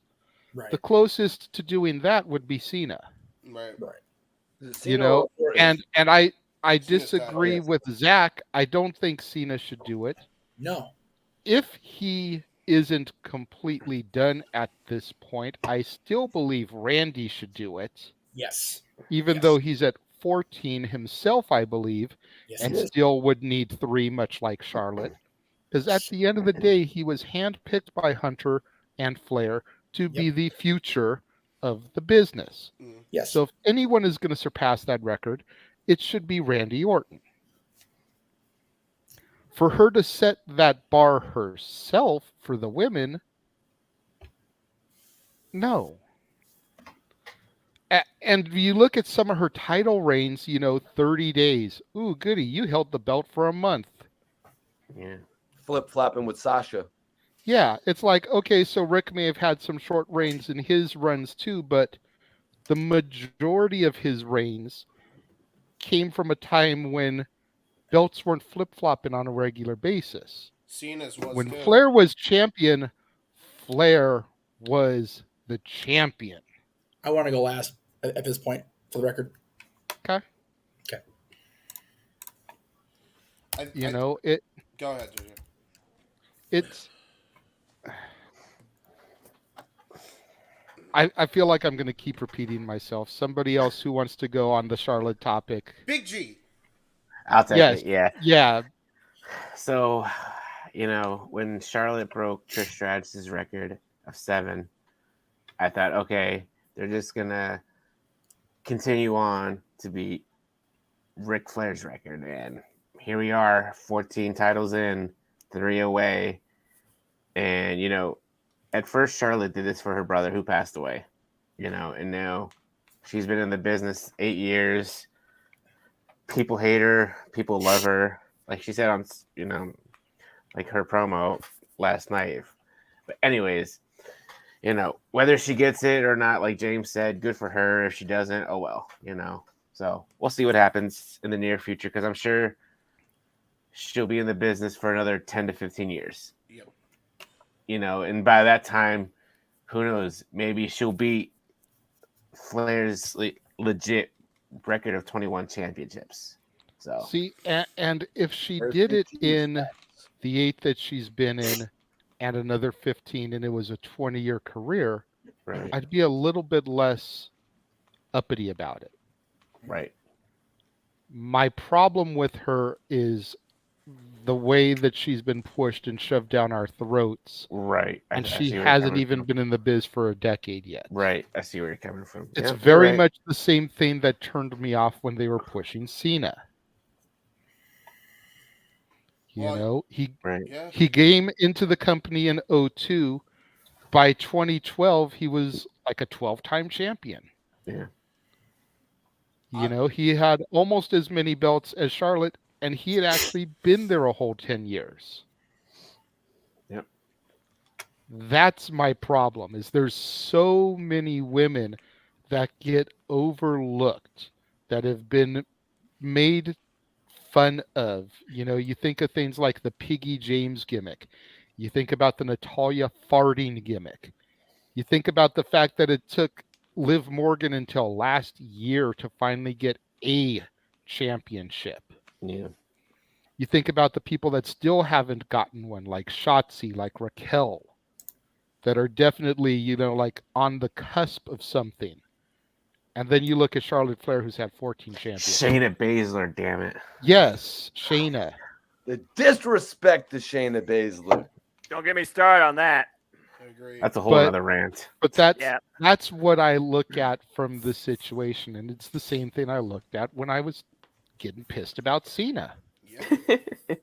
Is you look at all the other people that were there that didn't get the push, that didn't get the title. Hell, whether he wanted the championship or not, Shawn Michaels should have beaten him in one of those two matches, either Mania or the Raw 60-minute match.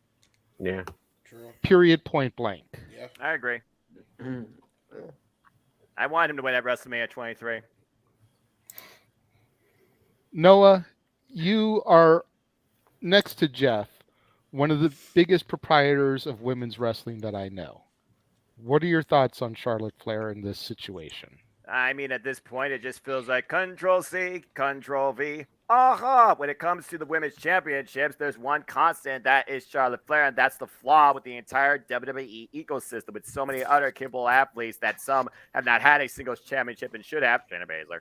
And you talk about all the other talent that's been brought up through NXT or have been on these rosters for the long haul and don't nearly have enough recognition based on how long they've been there, longer than her, let alone championship accolades.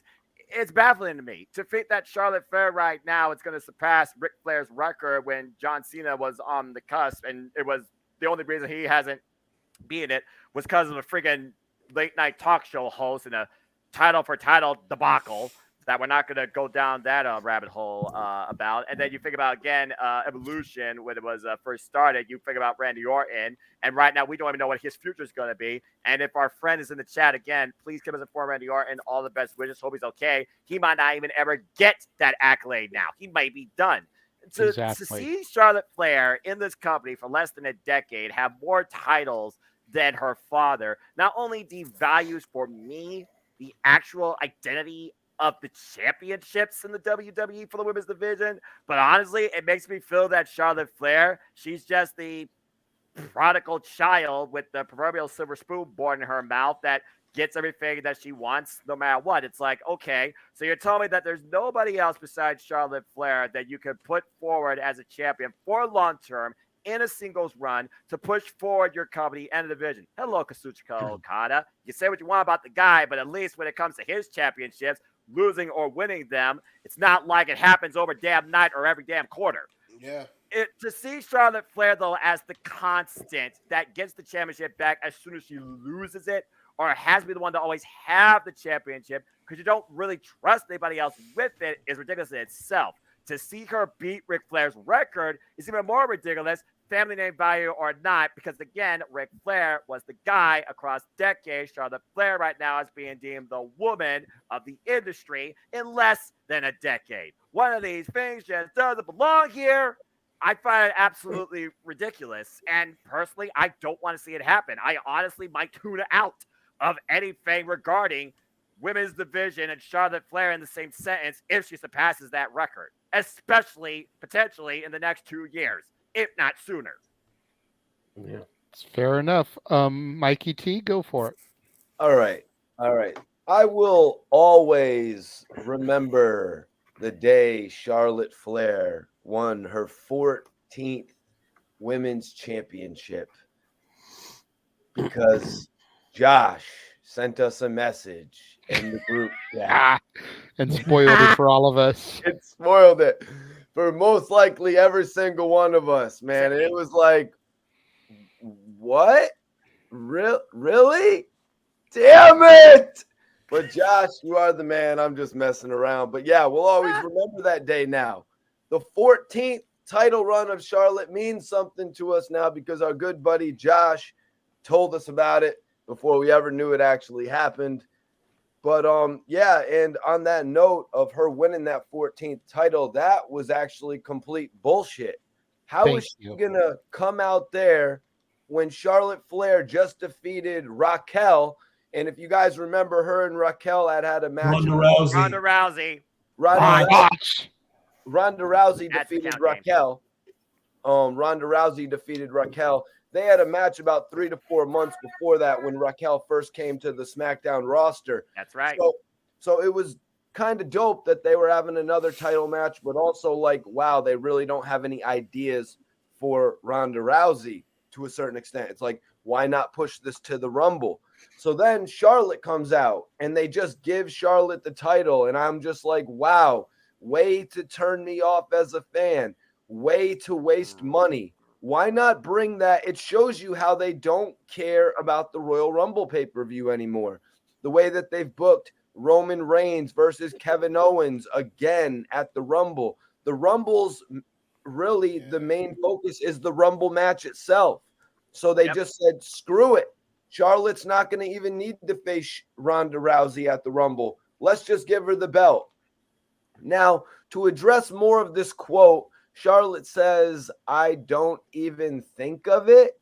Is that what she said in that quote, JJ? I don't Yeah, even originally she didn't even think about passing his record, but now that she's so close, then now, yeah, she's considering it. Yep, because at first, you know, like Big G had pointed out, Trish Stratus was the 7-time women's champion. Charlotte's coming in. I guess as it was pointed out to me, Charlotte really did start as a newbie. You know, she really did come in after Reed had passed and started getting her thing together. Yep. And, you know, I really feel like Charlotte is top notch when it comes to women's wrestling. You know what I mean? I think she's actually pretty much the best women's wrestler, I would have to say right now. I'm going to put her above Bianca Belair. They obviously, when time has passed, I'm sorry, JJ. You know what I mean? I'm sorry. And I'm sorry, Big G.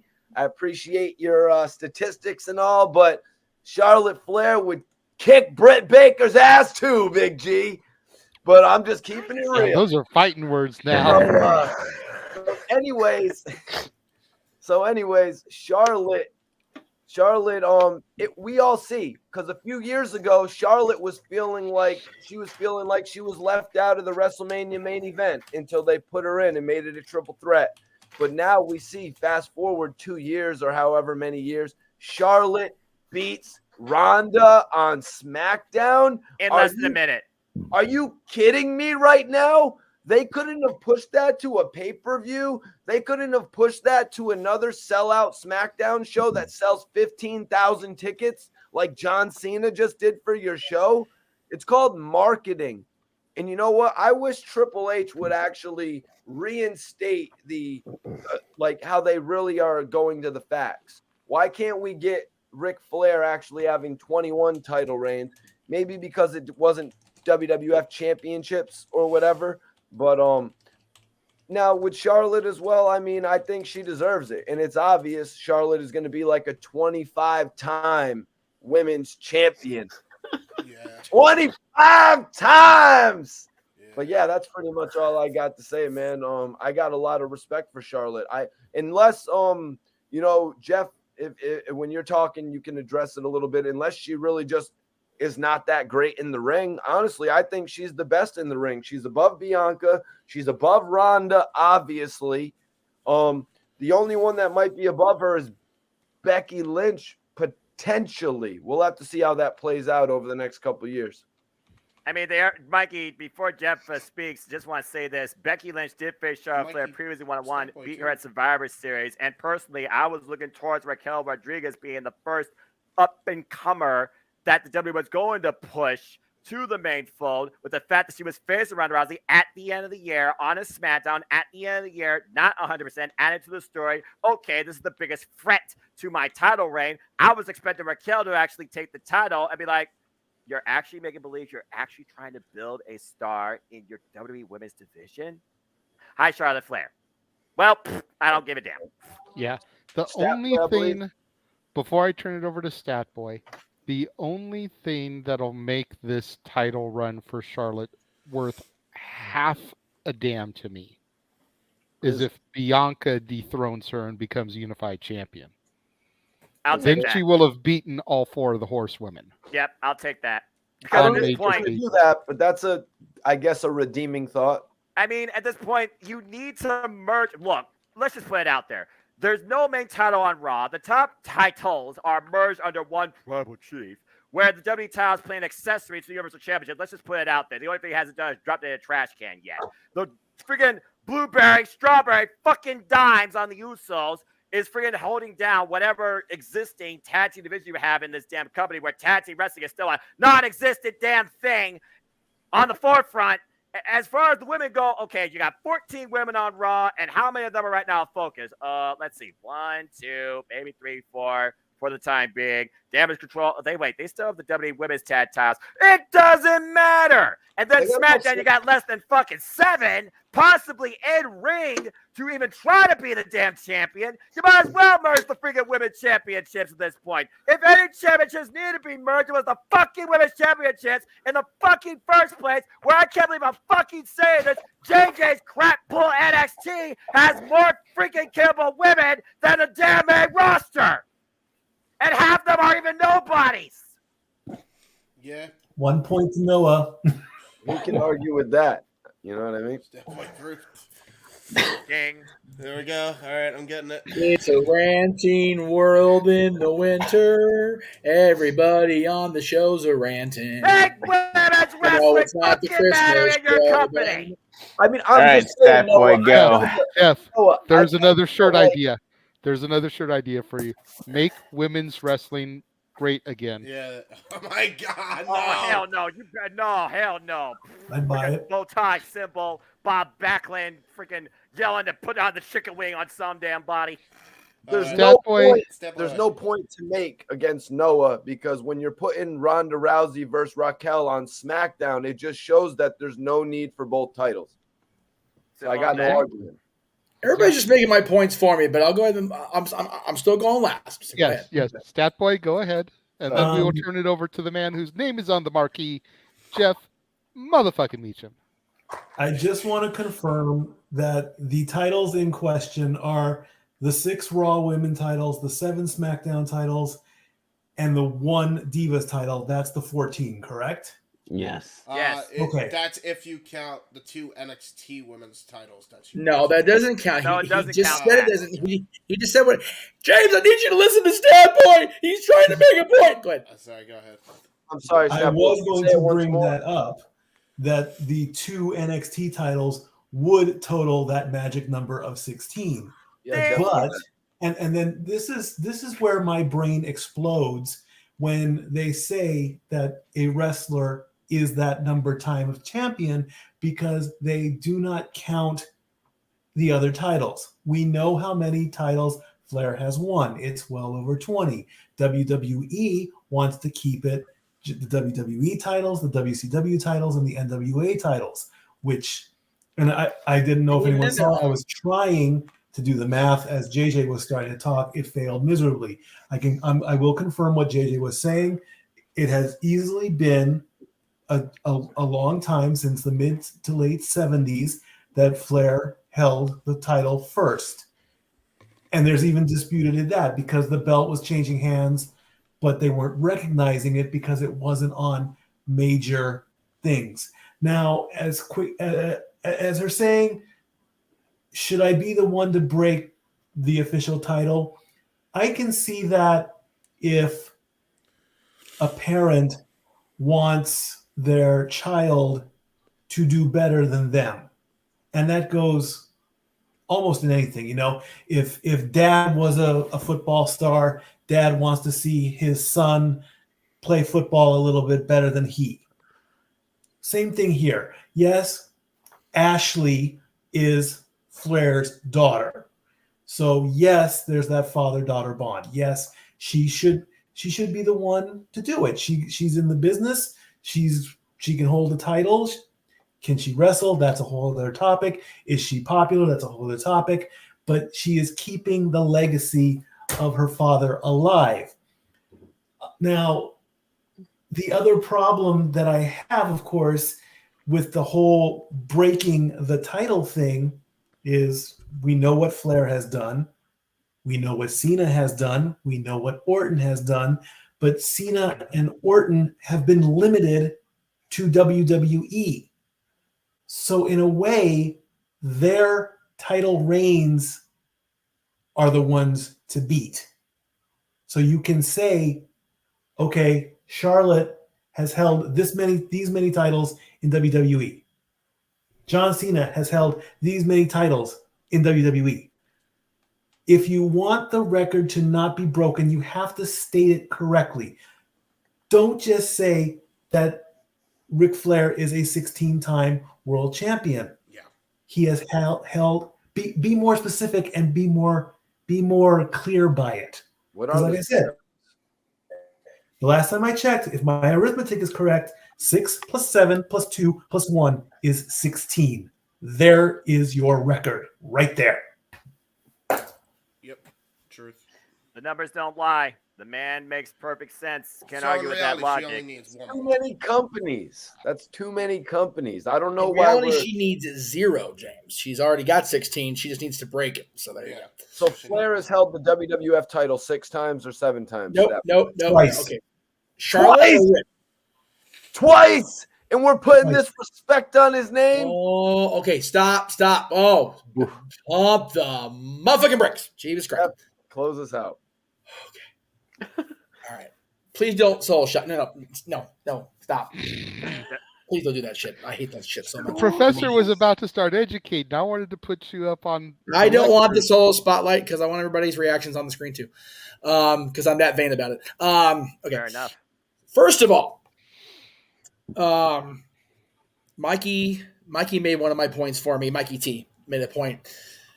They did the match on SmackDown because they don't have anything for Ronda for the Rumble. Exactly. They have no faith in Ronda Rousey as a SmackDown champion. They have no faith in her as champion since she's been back.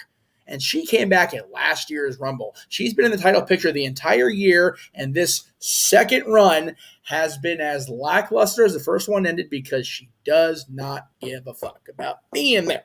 Number one. Number two, JJ's point is 100% valid other than straight numbers. Flair won his first world championship in 81, his last in 2000. So it's still a 20-year period, roughly. Yeah. But what people forget about wrestling, and I read this in the god-awful Death of WCW book that was out there for years, and I've also read it in Bischoff's book and other wrestling books over the years. Wrestling on television ages a wrestler different than the territory days. And what I mean by that is we always talk about how being the president of the United States ages these guys so exponentially in the 4 or 8 years. Look at Bill Clinton in 1992 and look at Bill Clinton in 2000. Now, granted, his 8 years were tumultuous for reasons beyond politics. But same with Bush. That made Both us Bushes. relaxed. Same with President Obama. Obama's hair went grayer than my Aunt Franny's in those 8 years because of all the shit he was dealing with as president. Trump's didn't age because he's got some sort of weird freaking Lazarus pill like Ra's al Ghul, and he's an evil son of a bitch. But anyway, keep it wrestling, Meacham. My opinion. Anyway, Yeah. Ric Flair, if you really think about it, Flair got up to 22, by the way. More so in WCW than he did in the NWA. Yes, he held more in the NWA because he was a 10-time champion there. And those count why?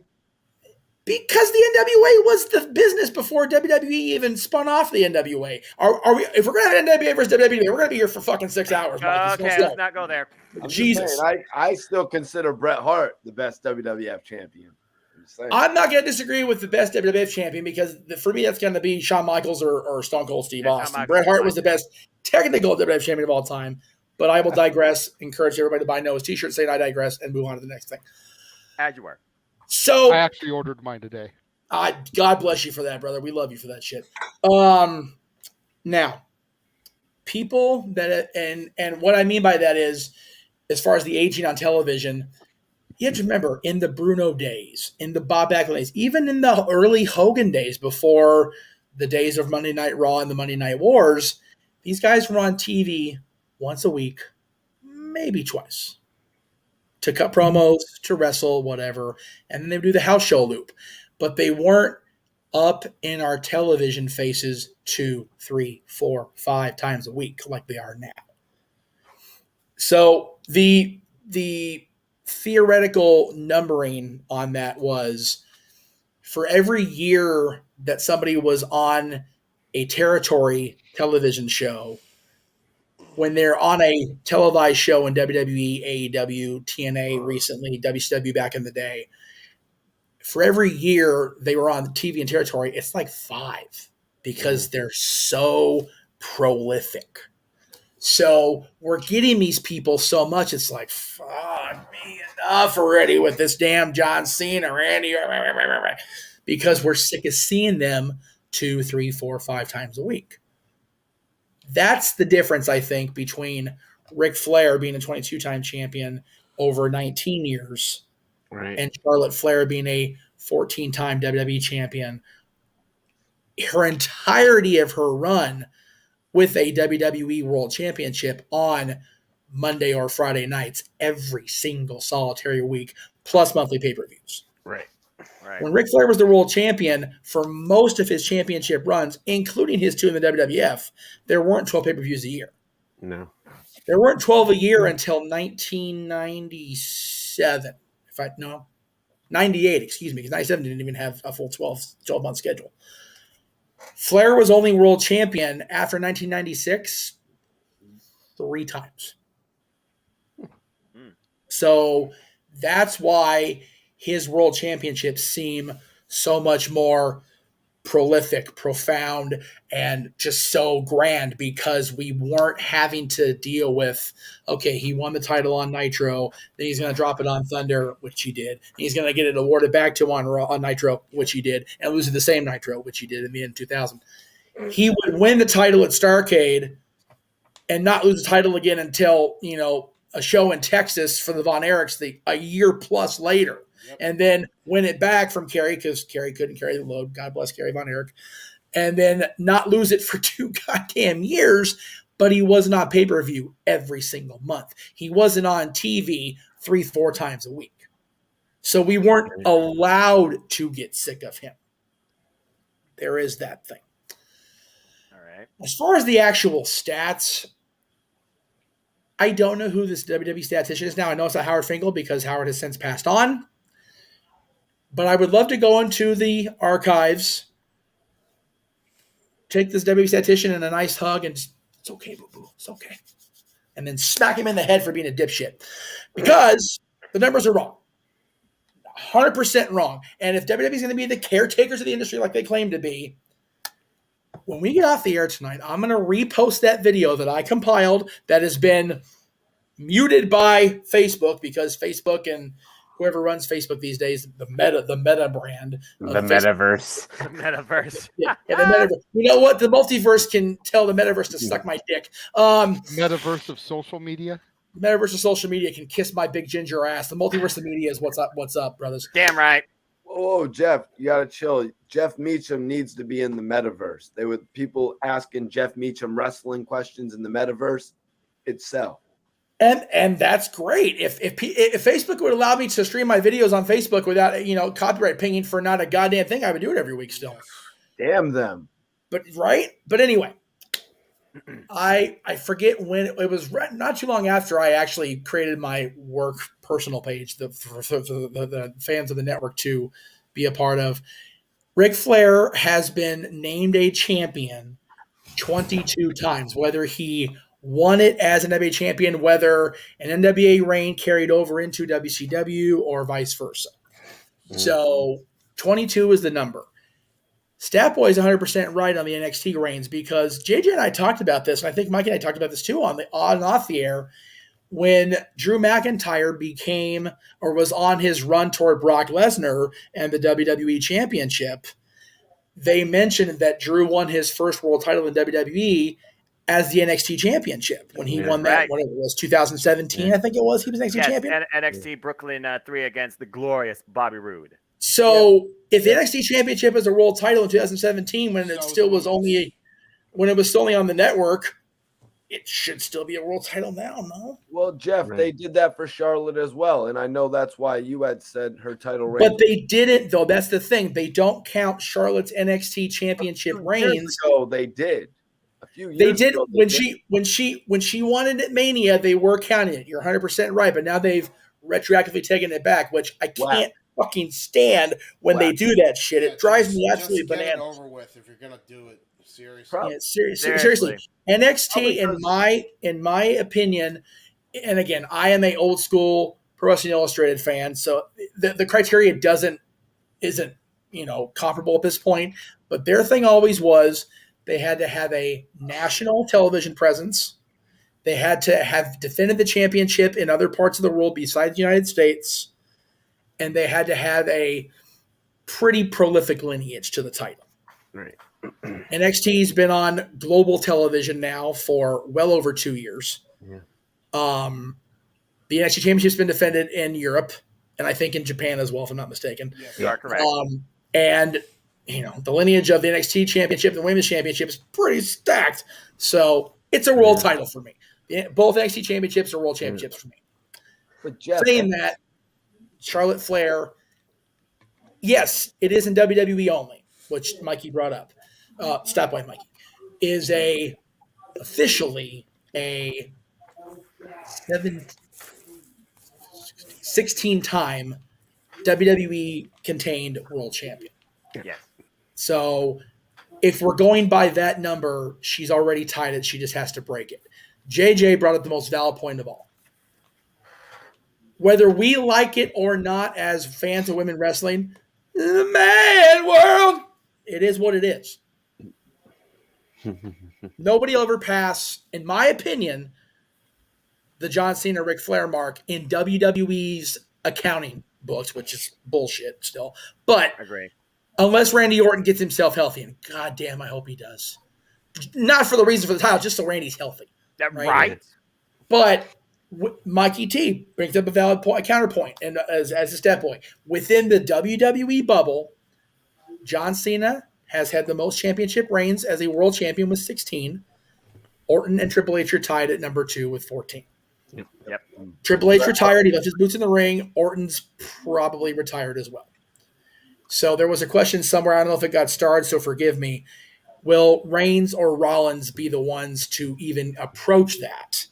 Why? How many they got? They're both young enough. I don't know the stat number. Maybe Statboy, if he's listening off camera, can check that for me. I'll go ahead and look up cage match here just to. I friggin' know that Roman's got to be close, even with this reign that's gone on for about 600 years at this point. He's had a lot of world titles total. Hasn't he only had like 4? Hasn't he only had like 4? I think. No, because he's been Universal Champion at least 2 or 3 times, and WWE Champion at least 3 or 4 times. So he's already up there in 7, 8 land. Okay. And again, crazy. And Sting. Okay, so Sting, when he beat Dallas in 1999, the announcers called him a 9-time world champion. So he's at least up there in the Dirty Dozen, if you will. How many TNA runs did he get? He was NWA champion in TNA, I think, once, and TNA champion at least 2 or 3 times. So like I said, he's up there in 12, 13, 14 land. But right. I don't see Sting winning any more world titles. Exactly. If he was going to do that, it would have been WWE before he got buckle bombed. I'm thinking tag title possibly with Darby. I don't know why they haven't pulled the trigger on that. Well, but that's a whole other topic. That's a whole different topic. Jeff, as far as Seth Rollins, he's had 2 WWE championships and 1 NXT championship and 2 Universal championships. So if you're just talking about the world championships, not TAD, not mid-card, he's 5. Yep. Okay, so there's 5 there. How many Ring of Honor world titles for Seth? Let's see here. Ring of Honor World Championship. He was Ring of Honor World Champion one time for, it looks like, 210 days. Pretty good reign. Okay, so if we're doing the Flair accounting booking, he's a 6-time world champion. So, JJ, you had your hand up. Well, and while JJ, while you're commenting, give me Roman's numbers officially, please, Noah, or somebody. All right, give me a second. Got them up here right now. JJ, It's only WWE. He's been WWE Universal Champion twice. WWE Championship 4 times. He's 6. Okay, so both of them are 6-time world champions because Roman hasn't had any titles outside of WWE. So anybody got bigger than that? So with Roman and Seth, the question was, will be the ones? Yes, they're still young, but they're both pretty banged up already. So I don't see them getting to 16. Isn't Seth Rollins injured? Seth Rollins is always injured. He's like the Rey Mysterio of the modern era. Anyway, JJ, I'm sorry. Please go ahead, brother. I wanted to bring up Arlene's comment here because I think she makes the most valid point of all. And the answer is no. The answer is no. Name identity. She is where she is because her last name is Flair. Yeah. Jeff, you want to speak for us on this one, man? Do you really agree with that? And I can see your reaction, Jeff. I know you want to dispute it, but let's keep it 1,000. Keep it 1,000, Jeff. She is where she is because her last name is Flair. You think about how much Vince admired Flair. You think about how much Hunter admired Flair. Mm-hmm. The only female with the opportunity to even come close is Ava Raine right now. Yeah. The Rock's being daughter. the Rock's daughter. And she hasn't even started yet in the ring. Exactly. So I will concede that opinion provisionally. What I mean by that is she wouldn't have got the opportunity to start in WWE had she not had the Flair last name. And honestly, every time they talked to her, she wouldn't have started at all if Reed hadn't passed. Exactly. So there is that. Would she still be on top if she hadn't got the original opportunity being Ric Flair's daughter? No, I don't believe so. But I still stand by the fact that it is Ashley that has earned herself the opportunity to be where she is now. Not just the fact that she goes out there with the Flair last name, does the woo, had the 2001 Space Odyssey intro. I think her ability to carry herself on the microphone, in the ring, as an ambassador, as a champion, has, in my personal opinion, and again, it's, I'm on the marquee, we keep saying it all night, I feel that she's earned that opportunity. And I know you're going to disagree with me on that, Jay. Because at the end of the day, and I will die on this hill, as you said during Christmas, with the stake of holly through your heart. It should have been Natty. What? No. Hang on. I'm going to agree with that. And I'll tell you why, Mikey T. I know you would agree with that. You're a big Natty guy. Well, no. Not because I'm a big Natty guy. Because Natalya was the first major multi-generational woman they brought in. Yep. And within a year, 2 years after she debuted, she was relegated to ringside managing her husband and her cousin. Within another year, maybe 2, she was farting on the air. They have pigeonholed her from Jump Street. Yep. That is a major problem. And kind of bad. What's that? Her acting is kind of bad, Jeff. She really can't. Okay. But keep this in mind too, Mikey T. As revered as her last name is, how long did WWE have issues with the Hart family? Her last name is Neidhart, though. Yeah, and who did Jim Neidhart marry? It's who not did Jim the same Neidhart thing. marry? It's exactly the same thing. Yeah. Mikey. It's exactly Who did the same. Jim Neidhart marry? Not Ellie really Hart, the same thing. Brett's sister. Brett's She is sister. still the Hart family. Within the family, the Hart family. You're It connected was part of the Hart to that. dynasty. Shit, her and Tej and Harry hosted the goddamn DVD. Is it Brett Neidhart? Is that what you're telling me? No. Oh my God, Mikey. No. Hold on. 1 second. Next. Oh, hold on. Next. Hold on. Ellie, it is Ellie Jim the Anvil Hart, is the the cousin, sister. right? We're talking over each other. It is Ellie Hart, the daughter of Stu and Martha, the sister of Brett, who married Jim Neidhart, and Exactly. they conceived and birthed Natalia. So the mother is from the Hart family. Okay. Did you not know that going into this conversation? Okay, so you're just telling me that basically Bret Hart's sister is Natalia's mother. Yes. Okay. So she married it's the Jim same the Anvil Neidhart. Yes. Guys, I know the history of Jim the Anvil Neidhart. I am not inaccurate to the. There is a big difference when we're talking about Jim the Anvil Neidhart and when we're talking about Bret Hart. Okay, wait. I think I know the problem. Stop. Everybody stop. Okay. Maybe I'm gonna rephrase what JJ said so we can make Mikey understand, because clearly we're having lots of translation here. Natty was pigeonholed into the role because of her family line, not her last name, her family line. There, does that make more sense? Family line, yeah. Family line. Like all across the board, family line. We're not talking just Neidhart. Are we good there? What role? Hey, JJ, Jeff, we're talking about generational, like daughter or generational talent, right? You know, the third, second. Darren makes a point here, but I mean, let's just put it out there. Okay. Anybody watching this doesn't get why. Two things there. Hang on. Hang on, marquee guy. Come on, guys. No, the 99 marquee guy just trying to make sense of something that shouldn't have to be explained 5 fucking times. Jim Neidhart was a sidekick tag team wrestler. Let's not. Okay, stop, Mikey. Just stop for a second and let me try to explain what JJ said about Natty, and then I'll comment on Tamina. Yes, please. Please. Yes, Natalia, her given last name was Neidhart because she is Jim Neidhart's biological daughter. Okay, that part makes sense to the entirety of all 7 of us, yes? Yes, after they were married. Stop. Yes or no answer. Thank you. Jim, prior to Natty being born, married Ellie Hart. Yes or no? Okay, yes. Okay, cool.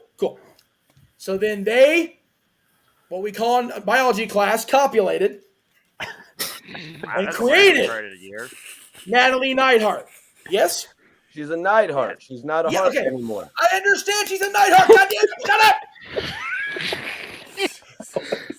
I had way too much whiskey today to have this argument. I understand she's a Neidhart, but she's also a Hart because her mother was a Hart. Yes. All right, listen. When your parents conceive a child before they get married, and the child is born, the child is then able to choose the last name they want. And she could have been Natalia Hart, or she could have chose Natalia Neidhart. Oh my God. That's the fact of it, James. What are you contesting? That's the fact of it. Don't pass the buck over to James. I'm having this Does anybody not agree with that? Is the true hard fact of it. If somebody is not married, they take the name. And I'm just trying to be real. I understand the name part. I'm not arguing with the name part. I'm talking about biology, chromosomes, blood. Okay. Do you understand that now? Okay. Okay, so half of Natalia's genetic makeup is from Jim Neidhart. Yes? Okay, yes. The other half of Natty's genetic makeup is from a member biologically of the Hart family, correct? Okay, Bret Hart's sister. Okay, so Bret Hart's sister is Natalia's mother, which makes Natty Bret Hart's biological, by blood, cut the fucking vein open and make it have the same blood. Right? Well, uncle? Yes. Okay. Yes. All right. So Charlotte's dad is Ric Flair. Natalia's dad is Jim the Anvil Neidhart. And this is the comparison that we're making. And anybody wants to tell me that I'm wrong? You're come wrong on, guys. because We're real wrestling fans here, aren't you're we? wrong because the comparison you're making is not the one that the other five of us, because G, the fuck out of here, is making. I get where you're trying to come from, Mikey T. I'm trying to be real. Please explain it to me. Okay, look what they did to Jim the Anvil Neidhart when he went to WCW. Time out. I think I understand what he's trying to get at here. Okay, in Mikey T's mind, we're trying to put Jim Neidhart on the same level that we're putting Ric Flair. Oh no. And that's not what we're doing at all. But what we're saying is that Charlotte is the offspring of Flair, a legacy, if you will, within professional wrestling. Okay, wait, Mikey. And we're saying that Natalya is the offspring of a legacy family also. Jim the Anvil Neidhart. Yes, but also the Hart family. Yes. Right, yeah. That's what we're trying to say. Okay, so whether Ric Flair and Jim Neidhart are at the same level or not is irrelevant. The point of the matter is that Natalya was the first female to come into the company that was the offspring of a wrestling dynasty, being as how her mother is a part of the Hart family, and she got horseshit for many years. Only barely started to get really recognized when she started doing the Divas of Doom thing with Beth. It was a little early for her, JJ. You know, the division wasn't as developed. I think disagree. Jeff has spoke about that. I completely disagree. It was the Butterfly Divas division when she was around. That's neither here nor the women's there. title was still around. The women's title was still around. That was neither here nor there. When you have people like Candice Michelle and Layla, God bless her as much as I love her, and they were dope. Fucking Eve Torres and not Natalya. Yeah, truth. That's the problem. When the Bellas are multi-time champions and a fucking Hart member is making fart noises on the air, that's the problem, Mikey T. I don't know if that was the same exact time frame when Candice. They were what was they called? They were called Lay Cool, and that was the Undertaker's fiance at that point. You know, they had a big run. I could see why they got it over Natalya. Yeah, but that's one person. Is the point? Yeah, who else do we got? They never really gave it to Eve Torres, did they? Yes, twice actually. That's yes, okay. Yes, unfortunately. In fact, they gave her 3 belts. Then 1 with the women's, 2 with the Divas. I believe. Harvey fucking Whipkins. Yeah. There's a lot of women that didn't get their just due. Okay, and I can see that a lot of women that should have didn't. JJ's point, for the love of God, that he made about 6.5 hours ago, I think it was now, was that Charlotte, because she is a Flair, whether she's Rick's daughter, whether she's Dr. Flair's niece, whether she's Howdy Flair's first cousin, she's a member of the Flair family. Oh, no, she's Flair's daughter. Oh, for fuck's sake, Mikey! Noah, how's that book? I'm just saying, Flair's a bona fide main eventer. Wait. So what? Jim Neidhart is a jobber. No, she's not. No, I think he means Jim. Wait, I understand that Jim on his own is a flat-out fucking jobber jabroni, okay? I get it. Jeff said it, not me. The whiskey's right here, for the record. It's all poured out of my cup now. It will be drank tonight. Yeah, but like Travis Trent said, Jeff, the whiskey ain't working anymore. Love the Hart Foundation. All right, so we stopped doing this who's on first, what's on second routine. Jeff, what was the point you were going to make about fucking Tamina?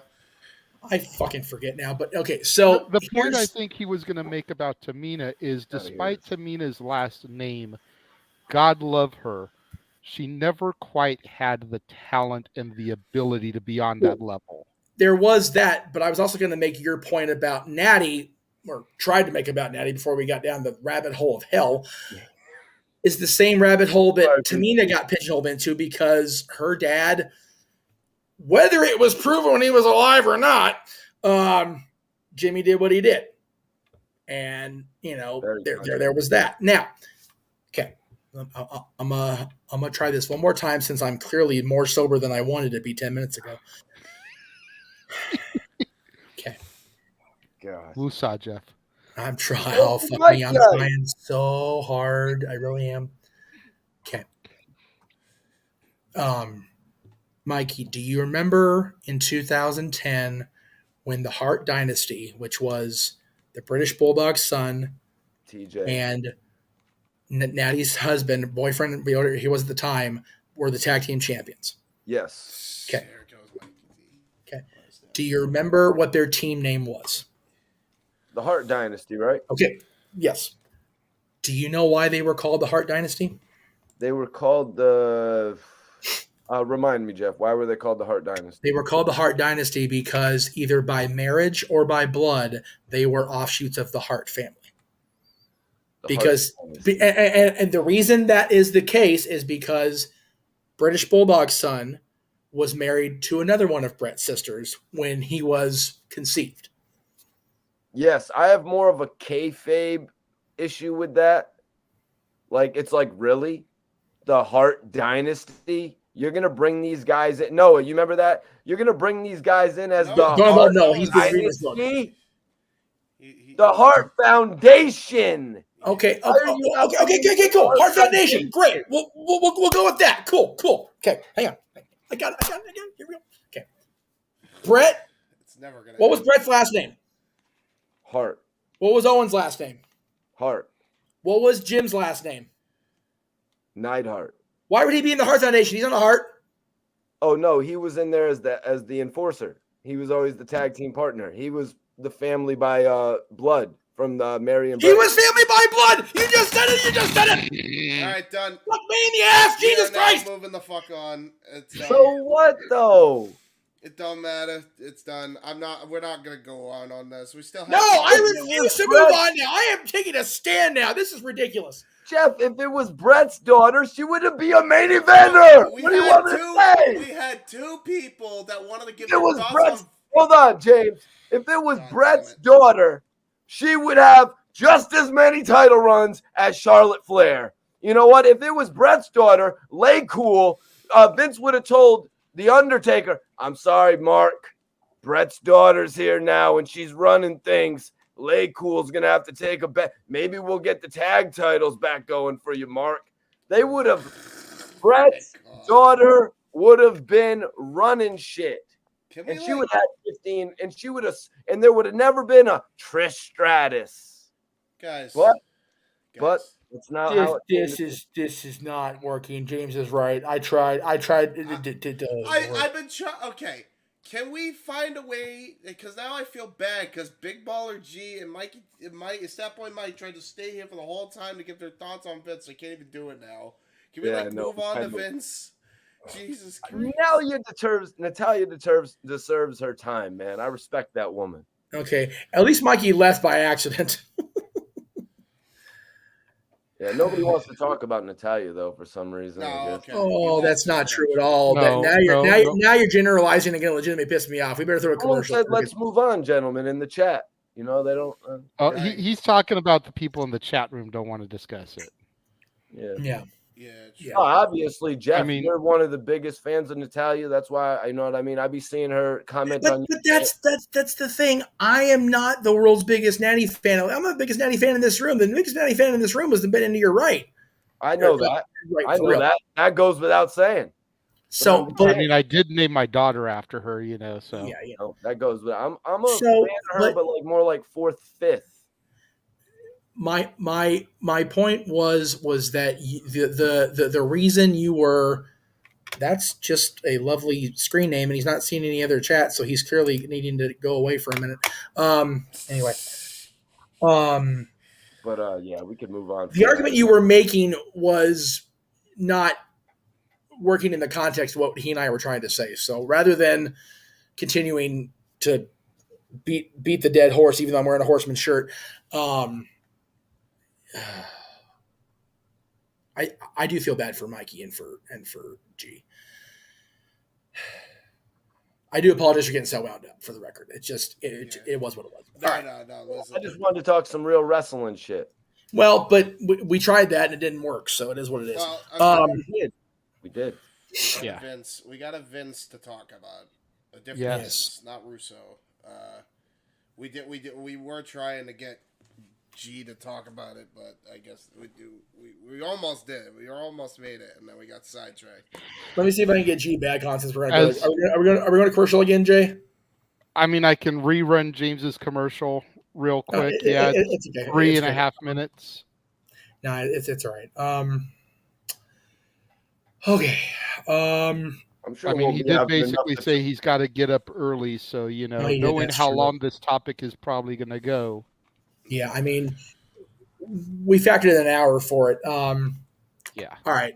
I wasn't expecting this to go this off the rails with the Charlotte topic. Like, I knew that I was going to get worked up over Charlotte. Right. And people are pissed off, JJ. I mean, the topic was good. The discussion was good. I just think we went off the rails there a little bit towards the end because at the end of the day, the point that was being made is that Natty was there first and didn't get near the same type of love as Charlotte Flair did. Yeah. Regardless of why it was. And Natty has been there now for going on almost 20 years and has a fraction of the title reigns that Charlotte has. Yeah. And it's bullshit. That number. Yeah, we got Stat Boy back at least. And it's bullshit. How many numbers does she got, Stat Boy? She got 5? Natty might have 5 if we're lucky. Natty's a 2-time world champion that I know of. 1 Divas, 1 SmackDown. That's it. See, that's horrible. That's even bigger bullshit than we started down that hole on. Yeah, that's sad. Yeah, it is ridiculous, and much like my getting worked up at it was ridiculous. Anyway, Noah, we're done. We promise. Noah, my friend, we're gonna move on to the Vince topic, the main event. You reading John Moxley's book? Yeah. I didn't know Moxley had a book. Oh yeah, it's a great book. That's I kind of regret the fact that I didn't have my Drew McIntyre book over here. I could have been cracked that open. Right. All right. Let's So for the record, I got myself Bischoff's second book on Kindle, so I'll be reading that if we go off the rails again. Okay, so let's do Vince. Just to do a quick little buffer before we go into Vince, I'm just going to run the 30-second countdown that's in the StreamYard. Right. So just a little something so we all can have a little second to breathe. We will be right back after this, counting down to the main event, if you will. Yes.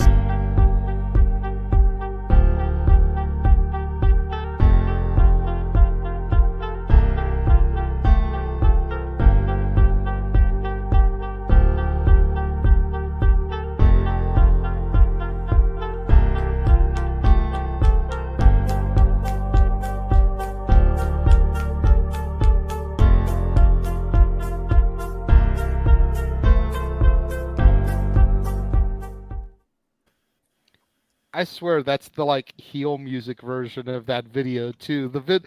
I remember hearing the music on that, and it used to be a little bit more up tempo, but for whatever reason, whenever I play it on my end, it sounds like the freaking slowed down heel version of the song. It's like the song saying, "I'm depressed." Oh.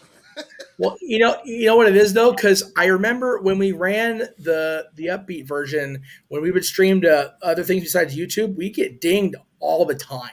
That's weird. So anyway. I wonder if StreamYard went, "Fuck this, we're gonna fix this shit." So, maybe. All right. So, in the words of Mark Henry, it is now time for the main event. Here we go. Noah, it's okay. Oh, here we go. No. Which Vince McMahon has returned to the WWE. It was announced earlier this week that Vince wanted to be reappointed to the board so that a sale a negotiation could be facilitated on his end. A few days later, it was announced that he was reinstated to the board and he had brought a couple people back to the board with him. Yes, George Barrios and Michelle Wilson, who were the Thank you. former co-presidents of WWE at the time. Thank you. Yes. And the word got out that Vince is back, but he's stated for now he's not trying to take over day-to-day necessarily. He's not trying to take over creative or any of that stuff. He just wants to be there to help this negotiation and facilitate this deal. Whether it ends up in a full-on sale or not, we still don't know. That's the heavy rumor at this point.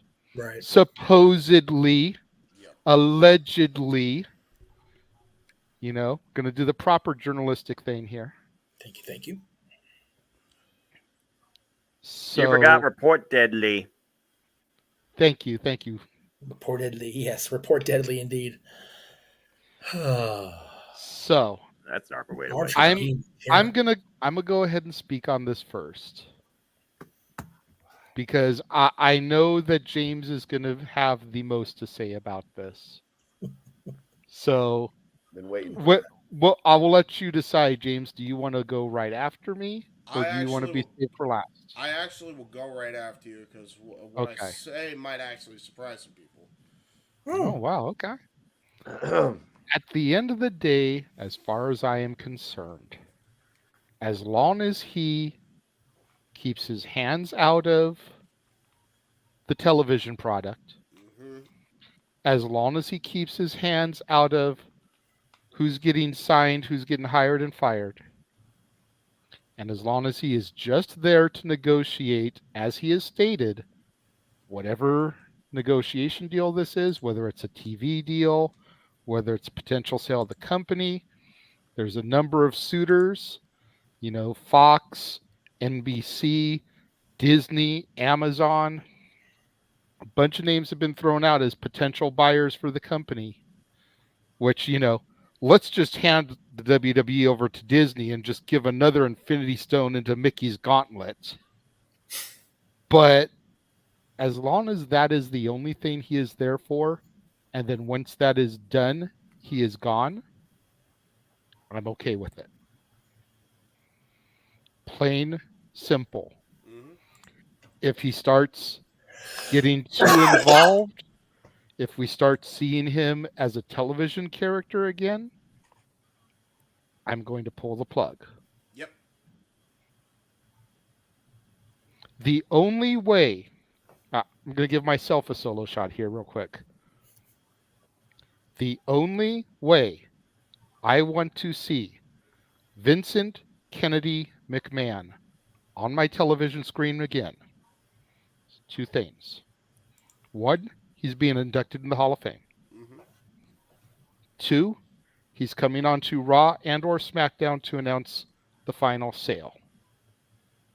Those are the only two ways I want to see that man on my television screen. Yep. Real shit. James, the floor is yours, sir. I agree with everything you just said. The only thing I'll add, and this goes without saying, no more threatening you're gonna not facilitate a sale because you can't get your freaking way. If that is what is true and what is allegedly being reported, that is completely out of line, completely wrong too. You're costing a lot of people's job security doing shit like that. I was originally gonna be like, okay, well, obviously this is a bad thing because he's now back to chairman of the board. But then I heard he was only a part of the board of directors, which seems to be the general thesis going by everybody. So I'm like, okay, well, then he's obviously there just to facilitate a sale then. Doesn't make a lot more. It doesn't really make sense to me that he's just a board member. If he was if he was going to be coming back to the WWE and he really was fully back in charge, would he? I would have seen him in Gorilla by now. He would have been yelling at Michael Cole's ear by now. We would have been able to fucking tell. You know, maybe we'll see in the next few weeks leading up to the Rumble. Who knows? But I don't see him just being a board member, how he could do any of that stuff he was doing before. I really think he's just here to help facilitate the sale. And maybe that was like a thing that they all wanted. You know, not just Vince and Michelle and what's his name? It's not George. But Triple H, Nick Khan, Stephanie. You know, maybe the two teams are going to get together here and actually pull this off. And then Vince could ride off into the sunset on his terms. That's what it looks like to me. It doesn't look like it's any other... I mean, obviously, Vince McMahon went about it in a very abrasive fashion. Bit too abrasive. But I digress by the shirt. You know, if he's there to just facilitate the sale, I don't have an issue with that. Because you're not going to... Because even at his age now... He's proven it. You're not going to get a better salesman than Vince McMahon, who's been doing it for how many years? You know? 40 years. He got the biggest TV contracts in the entire world in combat sports. You don't think they want his input in that? You know? Something to think about, gentlemen. And this is something that's been running through my mind since the thing first got announced. Mm-hmm. And since Josh isn't here to steal my thunder, I'll just go ahead and get it out there before someone else can say something. Somebody in the comments here mentioned, does this feel like a storyline to anybody else? What if the person who ends up buying the WWE legitimately, not like the storyline in 01, ends up being Shane McMahon? With what money? That way it still stays a McMahon family business, and it's son buying from the father, just like it was when Vincent K bought from Vincent J. I don't think Shane has the money that WWE can go for to buy it, but just something to think about. I think he'll appoint Shane as like a chairman of the board and then sell it himself to an actual company before he puts Shane in charge of the actual business side of things. I think that would happen first, because he's more like, Shane is mainly a wrestling fan. I think he's shown that throughout his entire time in the business. I don't think he was ever necessarily able to go about the proper business side of things. He showed that with the, like, he shows he has a potential with some of the businesses he has run in the past, but, like, there's a whole different animal. And I think Vince would trust a company to run the business side of things, and then wrestling personalities like Shane, like Hunter, like Steph, whatever, or it's Shane and Hunter specifically, to run the wrestling side of shit, you know? I could see him doing that before I could see him selling it off to Shane outright. But we'll see. Noah, engaging you back in this conversation, what do you think about Vince McMahon being back and the role that has been declared that he is there for? I mean, at this point, you kind of summed it up. When I interpreted this, I interpreted it as, okay, he's back as chairman, but then as soon as you brought the word sell in, I'm like, yeah, that makes sense, because he's been the guy that's literally been spearheading all business ventures for the last 40 years, controversial or not. There's a reason why they got redacted. Fox and USA Network and Peacock and so many other things in between. When it comes to selling the WWE, why instead of as the chief brand officer for the marketing standpoint, you can't have a bigger foreman for the sell than Vincent Kennedy McMahon. So whether or not it's sold to, something overseas, something third party, or if it's chooses to make it private, remains to be seen. But as long as he doesn't mess with any of the creative process or the people involved in that, Vince McMahon being back to dictate business side of things, maybe with a little bit less of an abrasive approach, is terrible enough for me to still engage in the WWE. Now, reportedly, allegedly, subjectively, adjectively, how things are changed going forward, we'll just have to see based on who buys it out or the future direction of this company. I feel that's really going to be the turning point and the real, wake-up call to everybody, casual, hardcore, indifferent or not, what the WWE will be in the future. Regardless, it sounds like this man is back to literally put one last decision in to the future direction of the WWE. It's a fair take. I had a comment starred from Anthony way back when, and he had asked, were we worried that he may try to take back creative control, or is it just to head the board, possibly to sell? Oh, we all have that worry in the back of our freaking head. I mean, and it's not gone. Let's not question that. No, and we're not going to sleep on that either, because the moment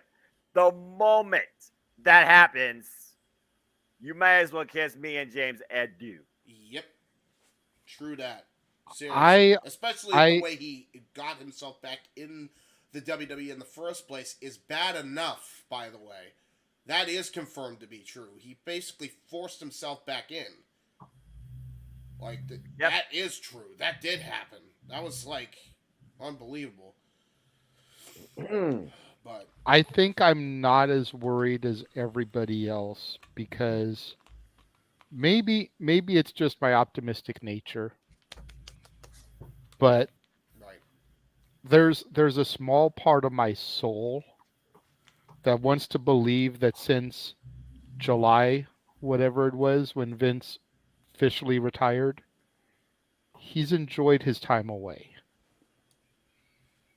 There's a small part of me that really wants to believe that. And I think that his return really is just to make the most of the opportunity that is at hand. Yes.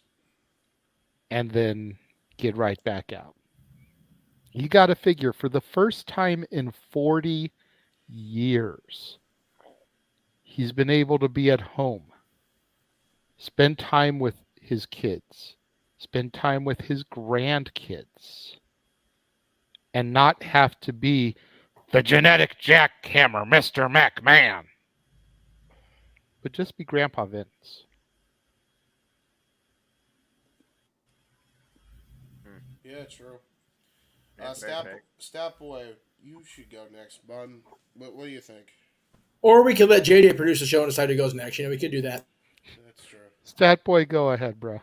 I have said many times 3 words.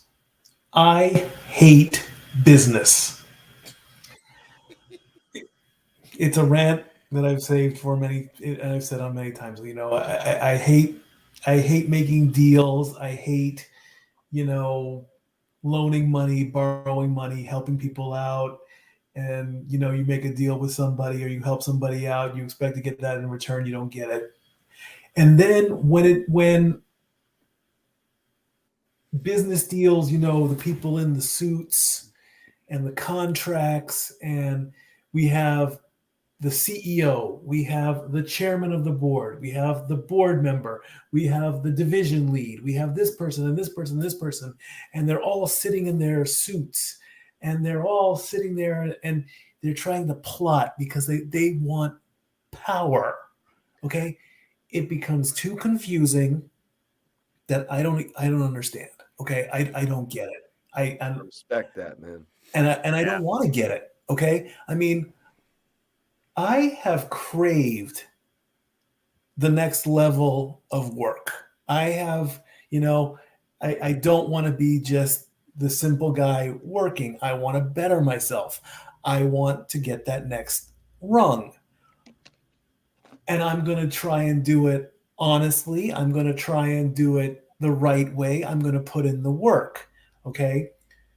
If I go and do that and I throw a fit, or heaven forbid I whine about it, or I complain about it, or I get angry about it, I'm gonna ruin my chances. And this is partially why I don't like the idea of Vince coming back, because part of me is thinking, Vince is thinking, what is my son-in-law? What is Paul doing with my baby? As soon as I decided to step away, he's bringing back people that I don't want.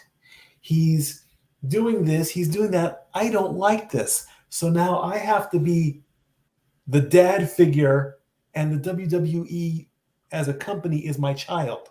I'm dad. He's not dead yet, so he's good. Like I said, and we've said, we don't wish death upon somebody, but he's gonna take care of his baby with his last breath. So my initial thought is, hey, he doesn't like what Paul is doing. I'm sorry, I'm not going to call him Triple H. This is Paul and Stephanie. So he's decided to be the dad and come back and take care of his baby. Now, what is that plan? We don't know, because we don't know what the fine print of the contract is. We don't know what's going on in these executive meetings. Okay. Yet everyone's trying to figure it out thanks to the freaking internet. Exactly. And he's not in charge. If I read the press release correctly, Stephanie and Nick are still the co-CEOs. And if I do know a little bit about business, CEOs as high as you can go, correct? Pretty much. Okay. Also, but WWE is also a publicly traded company. So all these stockholders can throw the chairman out and and then it becomes a big mess. So if WWE is going to be sold, I would worry about it, but it doesn't mean I'm not gonna turn off my TV. Okay, if Vince comes out, I'll challenge what JJ said. If Vince comes back and he's on television, that's really not going to fly. I mean, but I'm not going to turn my TV off because I'm seeing Vince McMahon every week. If he comes back and makes us laugh once in a while, like maybe once a month or something like that, then it'll be funny, but then it'll get boring, and then he'll realize that the fans aren't liking that. So obviously, Hall of Fame, yes. For his work, yes, absolutely. That I agree with. But like I say, as far as all this business dealings and the chairman and the board and this and this and that, and this person's fired and this person's fired, and I'm coming back. It sounds almost like I said, he's the dad or almost he's the child, and then he wants to play the dad, and he's like, I don't like the way things are going. I'll step back, and don't be surprised. And this is another reason I hate business. There's a secret plan somewhere in there, because let's all face it. Sometimes in the business world, when you do something for somebody or you buy something from somebody or whatever, there's always that hidden little thing that you don't know of. And then they'll come back and say, oh, well, you did this for me, so now I want you. So now I did this for you. Now you have to do something for me. In the fine print within the fine print. That's a big reason why I hate business. I did in you the a fine favor. print within the fine print. You will do me a favor. Exactly. I did this for you. You did not read it clearly. That's right. Now, for I the like record, how the Mrs. Claus popped up out of nowhere in part 2. Right. Damn Disney clauses. Wait, what? I'm sorry. Is that out loud? Yeah. Damn Curtis. That's right. We still say fuck Curtis on this show. Anyway. That's different. That could mean anything. For the record, I changed my clothes because I heard a noise outside, and I went to go check on it. As I checked on the noise, a car drove by and decided to upchuck a puddle onto me. So, what the hell? That's brilliant. Gotta love the rain in California. It lingers like a goddamn disease. Anyway. You're in Cali, Jeff. Jesus. Fucking SoCal. All right. So, I really don't know what else there is to say about this, because we really don't know a whole lot about what is going to happen. It's literally been what, a couple of days? About maybe 20. No, Yeah. just literally under 2 most, days. right? About time for a board meeting, if I do say so myself. Yeah, On a good day, Mikey.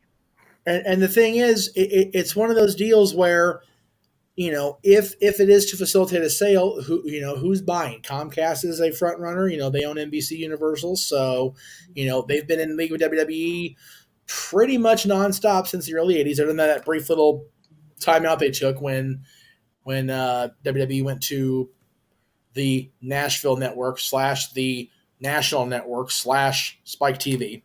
I'm hearing Endeavor, which is the parent company for UFC. They know a little thing about combat sports, just a little bit. A few things. They know, I'm sure they know better than to run a stadium show in Las Vegas when UFC's in town. When you're on top, I would hope so. But I'm hearing Disney is a potential suitor. They already have the distribution rights to the network in some of the overseas countries that don't get Peacock and Universal. So the fact that Disney already has some rights to it. Yeah. That was my first potential buyer. And can you just imagine if Jeff's worlds collide? I mean, he already works for the fucking mouse, whose jockstrap he swings from. Now, if they own Vince too in the WWE and wrestling and Mickey Mouse, the main event for WrestleMania 40, John Cena versus Mickey the Mouse. Especially against referee Jeff Meacham. What the hell would I do then? For real though, what would I do? If we could have Sami Zayn versus Johnny Knoxville with an oversized hand gimmick, we could have John Cena versus Mickey the Mouse. That's right. God, no. Please. Charlotte Flair versus Minnie. That would, Stop, JJ. That's cold-blooded there. That would be the WrestleMania main event I turn my back on, because I could not watch John and Mickey fight. I would lose my goddamn mind there for reasons I can't even get into. I would wish I was drunk. But nobody's mentioning, I won't say the elephant in the room because he's not an elephant, but he is a major part of the Jungle Cruise now. What about Dwayne? What about Dwayne and Danny and their production company? They know about business already. Right? Stop. You guys are booking me into a hole here. You're going to get me in trouble. But I mean, to go along with that, I mean, again, isn't this year the, what the hell they call it? The XFL supposed to start up being led by Dwayne Johnson? Which, correct me if I'm wrong, but wasn't the XFL yet another Vince McMahon property that Dwayne bought? Just saying. Yeah. So that's why I put that retrospective out there. If anyone's going to have money on their own enough, or enough to say about this, let's call it his intellectual property, Dwayne "The Rock" Johnson. Yep. So the parent company of the XFL, $7 Productions, which is Dwayne's company, but he's actually having his ex-wife Danny Garcia be the CEO. So there is that. Danny. Can we just talk about what a great relationship he still has with his ex-wife for that to be a thing? Like, for real, how many ex-husbands do you know would still have a company with their ex-wife and allow them to be CEO of their offshoots? Like, for real. As far as I know, everybody in this room, except for Noah, has had a relationship that has since gone sour. Would you want to run a company with your ex? No. No. And no from way. what I've heard, the definition of ex, I figured that'd be the last person you ever want to deal with again. I don't think that's a serious possibility, Safit, because then they would have their hands in AEW, Ring of Honor, and WWE. Yeah. Well, holy hell. It was mentioned. I'm sorry, Mikey. Go ahead. Oh, so I was just saying maybe they wanted a successful company that does more than 1 million views. Oh my God! Ratings are irrelevant. I'm not. You need it, but that's not the topic. When you meet the kind of people we get to meet, you pick up. I understand what you're saying. That's not the topic. That's not they the topic. still do too. All right. Yeah, I'm just waiting for Let's stay on topic. So Warner Brothers just, it was mentioned earlier in the chat that there's a talk of Comcast and Spectrum merging. Whatever. I think Comcast is a likely the most likely. Actually, according to the commentary we have from Zen, says we need to see two of the best known wrestlers in fighting game history. Zangief from Street Fighter versus King from Tekken and Fire Pro. That must have been a typo or voice to I was gonna text. say it's like Star Also, Wars, Marvel, we got to see it here. WWE. That's right. We own the world. We did just get a $5 super chat from Emmanuel. Hey, good Emmanuel. Kind of piggybacks on what you were talking about, Jeff, as well as Noah. What if Rock buys WWE at Mania and was announced there? And then he books himself for the title one last match, but maybe I'm overbooking that. I don't see Hollywood Rock this is gonna be coming great. back in Hold on. 2023 to become the Universal Champion. Just saying. Never say never. That would be a good feud with Roman. Hollywood Rock. Roman. Put an asterisk. Put an asterisk by it. So I have always, not always, because it's not like it's been a long thought. I have thought from the minute they talked about Roman and Rock at WrestleMania being a possibility that his theme when he comes back should not be the classic "If You Smell," nor should it be all the way Hollywood Rock. There was a time, and JJ will remember this, when he came back as a babyface in like late 03, 04, where he had the Hollywood haircut and the Hollywood Titantron, but it was a little bit more upbeat version of the Hollywood theme. Yeah, that's the theme he should use. A small revamp of that theme. I know exactly what you're talking about. Yeah, if you smell. It was the same Hollywood approach, but it's a little bit more up tempo. That's the Rock we should get for WrestleMania this year. Because we're in Hollywood. Just throwing it out there. Anyway. But thank you again, Emmanuel, for the super chat. Thank you. We appreciate the super chats for the night, guys. Thank you both very much. And yes, Saffet, that's the thing I was going to talk about. Comcast. There's a rumor Comcast is going to buy or merge with Warner Bros. Discovery. Can we call the SEC and go, hello?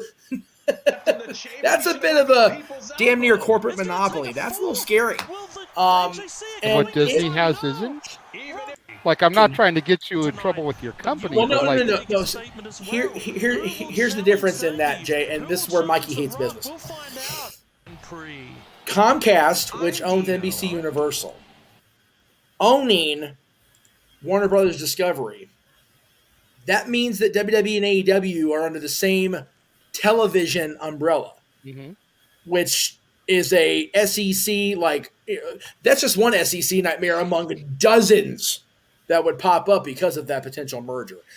Besides the fact that the entire reason the SEC is in place, the Security Exchanges Commission, is because they're trying to prevent one product from being, a monopoly and not allowing for healthy competition, which is why the NWA back in the 50s and 60s was investigated by the government, because they had a monopoly over the wrestling industry by strong-arming, by mafia-style shit.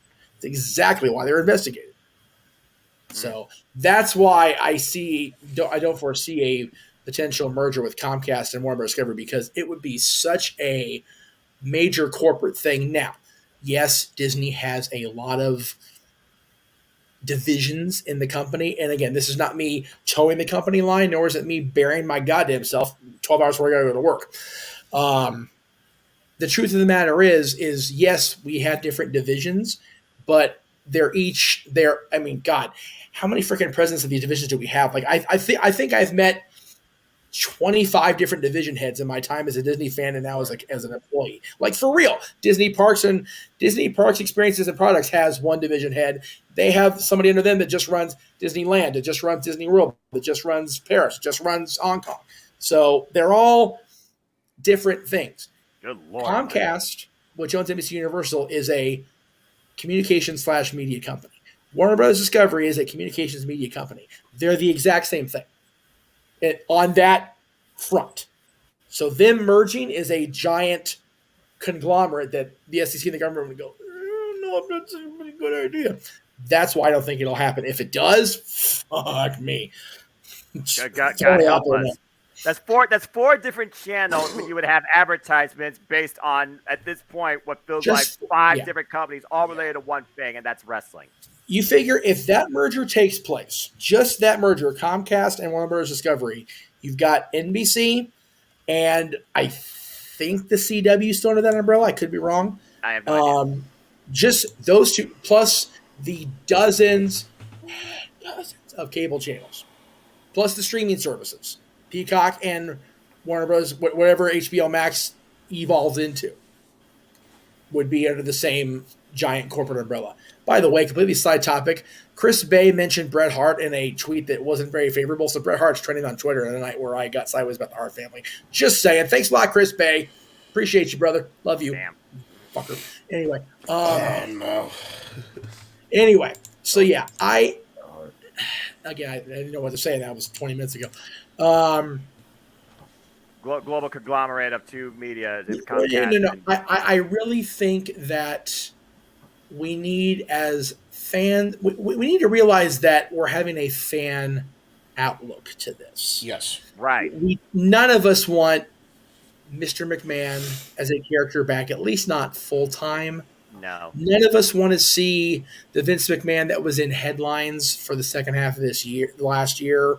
No. Involved in the creative cookie jar by any means. No.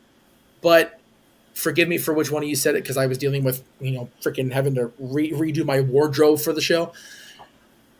There is no greater salesman, especially of professional wrestling / sports entertainment in this country, on this planet, than Vincent K. McMahon. James and I were literally just talking about that. Again, I feel like at this point, he's there to do one last official thing. And that's dictate the future of the intellectual property known as the WWE. But just put it out there. We're talking about sale. We're talking about public trade. Jeff, is there a chance that Vince could try and make this thing go private, even with the stockholders that could come out and support? So here, let me take a sip. We can get that out of my throat. JJ, please put up Arlene's comment. Thank you. Vince could have inserted himself in meetings when it came to selling the company without having to insert himself back into the board. I feel. I completely disagree with this on a. I will quote the greatest of all time in his Hall of Fame speech, The Undertaker. Perception is reality. The man himself versus on his video screen. Okay, fair enough. If anybody but Vince McMahon is either on the board or the head of the board and they're trying to sell the company, what did I say in June when he stepped down? If anybody but McMahon had taken that CEO chair, the company would have crumbled. I stand by that, and I mean it to this day. Fair Stephanie, even being co-CEO, was still like, oh, okay. The company's not going to go apeshit because there's still a McMahon at the corporate level to the public persona. Mm-hmm. Vince being the guy that negotiated the deal with Fox, because he did. Vince that negotiated the deal with NBC/USA/ whatever all those years ago, because he did. James, you said it, man. He's the one that got them $2 billion from Fox. Yes, within a year, Fox was going, fuck what we do. But Vince was Vince. He negotiated. He got that $2 million in. Appreciate you. He's the greatest character that ever came out of that company. Undertaker's the greatest character that ever came out of the WWE machine. Fair point. Fair point. Vince needs to be the one on the board that is the stirring the drink as far as the negotiations. Yep. He has to be. There is no other way the company's going to be sold. And there's no other way the company's going to be sold to a buyer that knows what the fuck they're doing with it. Yeah, at this point, fans need to quit trying to act like investors as if you know someone from the stock market exchange just because you might wear a blazer. You actually have stocks in WWE. Thank you, Noah. Versus just actually being somebody that just outlooks from watching the TV product. Yeah. You asked as far as going back into private hands with the stocks and everything. The greatest example I can give to that, and it's completely fictional, but it actually would apply in real life. The end of Batman Begins, where Wayne Enterprises goes public, and little bitty corporations and whatever buy it up, and it turns out it was all Bruce stirring the drink in order to remove Thomas Earl from or whatever the hell the guy's name, what first name was, Earl, from the CEO job and putting Lucius Fox in the seat instead. Right. So the company was still public and it was still being traded on the stock exchange, but Bruce still ran the company. And Bruce still owned the company primarily. Bruce had the Class B stock, the same basic thing.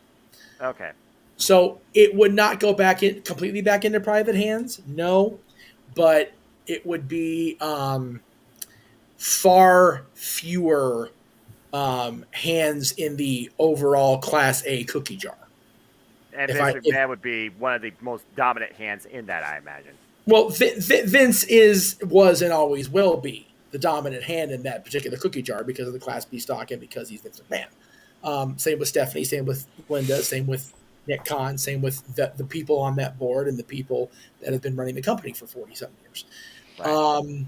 But yeah, if the company is truly going to be sold, it has to be Vince. I like the idea of Shane because Shane, as much as he is Vince's son, is still very much an outsider looking in when it comes to the corporate world because of his 7 years away. And, he's only been back as a on-air talent the last, whatever it's been now, 6.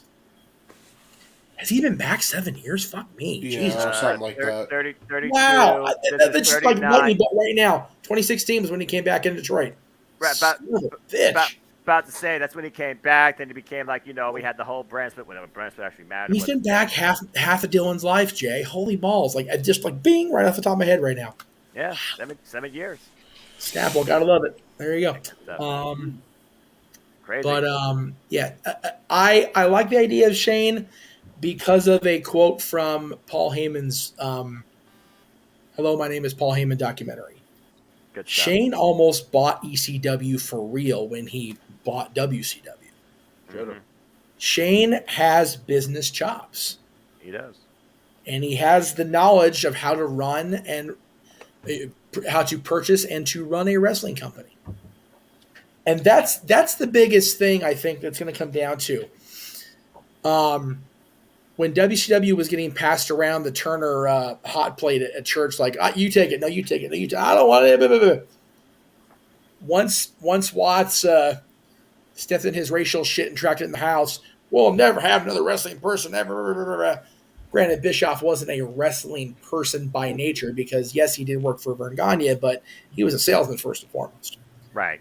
He wasn't necessarily a fan that was into the business. Well, he was a fan growing up, but that wasn't his pitch to Turner. Right. I think it needs to be the complete opposite for WWE. It needs to be a wrestling person at least at the helm. Yes. Which is why I don't have a problem with Comcast necessarily because they've been televising WWE since the early 80s on one channel or another. Mm-hmm. I don't have a problem with Endeavor because they know how to produce and televise combat sports. I don't have a problem with Disney because just because I don't have a problem with Disney because it's Disney. Because then I can march down Main Street, the McMahon family, and go. That looked really bad, and that's going to clip that I'm fucked now. Thank you for that. Appreciate that, my own dumbass. Don't worry, it's not going to get clipped. Clip it. Yeah, well, it will now. That said it. But honestly, I think the best, if it's not going to be Shane, then Comcast is the best way to go. Yep. Okay. Yeah. Or at least my personal thing is a amalgamation of the two. Comcast being the spearhead or the money, and Shane being the person chosen to run the company. Sure. That'd probably be the perfect setup for WWE's longevity, honestly. Mikey T, you're the only one that hasn't spoke on this yet. Once you're done chewing, feel free to speak. All right, yeah, these are for my plugs. I want to give a shout out to Tostitos. Major shout out for my plug. Sorry guys, I'll wait until we get to the plugs. Tostitos. Hey, I mean, I'm a snack guy too. I respect that. Tostitos, brother. I love me some Tostitos. Tostitos, Oreos, Fritos, all the good stuff. I'm out of drink. I need something to drink. All the Eatos. Right, Deborah Joe Rupp? Anyway. Yeah. Oh, I ran out of heaps. Anyway, go ahead, Mikey. You know, guys, this is really like if we're looking back to like the late 90s, that era when Eric Bischoff got sent out of WCW and then they called him back within like 9 months, something like that. It was some short period of time where they called Eric Bischoff back to WCW. Imagine 4 months imagine if Vince McMahon, the same thing was happening here. Look at all these ideas as Statboy brought up, like all these superstars that Triple H has brought back. It's like, sorry, H, sorry, Paul, it's just not working. Vince McMahon was getting rid of these wrestlers probably for a reason. If it's for a sale, it's the integrity of the brand. You know what I mean? WWE is known for superstars. You know, all these other companies are known for wrestlers. You know what I mean? Performers. WWE has superstars, so it's like a selective group of people. But anyways, I don't think Vince is actually going to sell the company. In reality, I think the WWE property has a lot more building to do within the next 50 years. They would be totally insane to sell right now when they've got different properties like spending $1 billion or what did Fox put up? Was it $1 billion for 5 years? Yeah, something like that. Yeah, something like that. But it was $2 billion or something like that. I don't know. For some reason, I was thinking $5 billion in my head, but I don't think that's the number. What was the? I'm sorry, I got distracted. What was the question? Fox gave the SmackDown $1 billion for 5 years. $2 billion for 5 years, 400,000 per year. 400 million per year. 400,000 per year. No. So he's right. 400 million. 400 million for 5 years. $2 billion. Yep. $2 billion. Yeah. Jeff can't count. Buy this year. Greg Cherry Cheeseburger. You know, and then they get, what did they get? They got another $1 billion deal with Peacock, and they've got a near $1 billion deal with the USA Network. They're making too much money to sell right now. Why would they sell out to their company 15 million? I've heard numbers of like 15 million being thrown out there, which kind of takes the Saudi prince out of the equation because I believe he's only worth about 17 billion. Why would you spend nearly all of your money to, you know, buy the company? I heard they had said something about he had an offer that was supposed to be on the table or something like that. Disney, you know, if Disney bought it, I would kind of look at it like how Facebook bought Instagram. You know what I mean? It would kind of just be like them adding another spectacle onto what they did. But I don't think Vince is back there to sell. I think he's back there just to get the company their major deals. Like we were talking about NXT earlier and how they're not mentioned in the NXT title reigns. Is that possibly because NXT is about to lose their their USA deal, and they're about to put NXT to pasture possibly?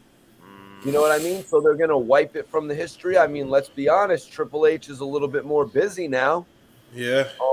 True. He doesn't do anything with NXT, only Shawn Michaels does. But honestly, if NXT just goes back to being on live Peacock or, you know, pre-recorded Peacock content, that honestly might be better because back in the black and gold days, that's when NXT was at its finest. Yeah, we'll have to wait and see about that. But another thing that I want to point out, it seems like there was 9 people in the board. It seemed like there was 9 people in the board, right? You got Triple H, Nick Khan, and you got Stephanie. You've got 3 others. Yeah. There's a Michelle in there. And then Vince came back with 2 people, one of them being named Michelle, I think. Michelle and George, yeah. So Vince basically came back with 2 other people. And guys, I'm just got to say, Vince McMahon, I don't think he's going anywhere, even after the sales are made. Vince is going to remain on the board. Why would he leave the board? And he's going to have another 3 people to vote for him that he doesn't have to leave the board. If it comes down to some sort of a vote, he's going to have his other 2 people. Plus, I don't think Triple H, Stephanie, and Nick didn't he hire Nick Khan in the first place? Yes. Yeah, because he's a businessman that knows how to freaking budget. I don't think Vince McMahon is going anywhere, to be honest with you guys. You know what I mean? But is he going to have a role in creative? Not now. But like we said earlier, a lot of this stuff Triple H has been doing, it just isn't working. You know what I mean? It's just not working. All the artists that he brought back, maybe it's because Vince McMahon made him a little bit stale. You know, maybe that was a bad part on Triple H's part to go back and try to retread. You know what I mean? When he already made Karrion Kross look like a jackass. And you know what I mean? And they already took off from what they're saying, the hottest part of What was the group called? With Swerve Scott. Hit Row. Row. Yeah, Hit Row. You know what I mean? They lost the biggest Hit Row. Row. But I want to say one more thing, you guys, because a few weeks ago I pointed out how you could sort of tell that Charles Dempsey, right, William Regal's son, like how they had taken a little bit more interest in his character, and you could almost immediately see that William Regal had something to do with it, in my opinion. So I think we'll be able to tell in WWE if Vince McMahon really has something to do with the storylines. True. Fair. That's fair. That's very fair. All right. This is a good talk. I didn't get near as heated as I thought it would be with Vince's return. No, the last topic was way more heated, actually. Right? I The was like, Vince Russo and the Charlotte topic got way more rowdy than I expected them to, and the Vince McMahon topic was just kind of chill. Was it rowdy like Rousey? Ha, ha, ha, ha. It was more rowdy like Piper. Ah, I got you. Yeah. What's going on, you fucking yo-yos? Kind of gonna suck to see the WWE get sold off. You know what I mean? I think it'll suck depending on who buys it. True. Yeah, I agree with that. I think if the right person buys it, then we won't even really be able to notice a change. And that's the key, is selling it to the right person so that there's not a whole lot of internal shakeup.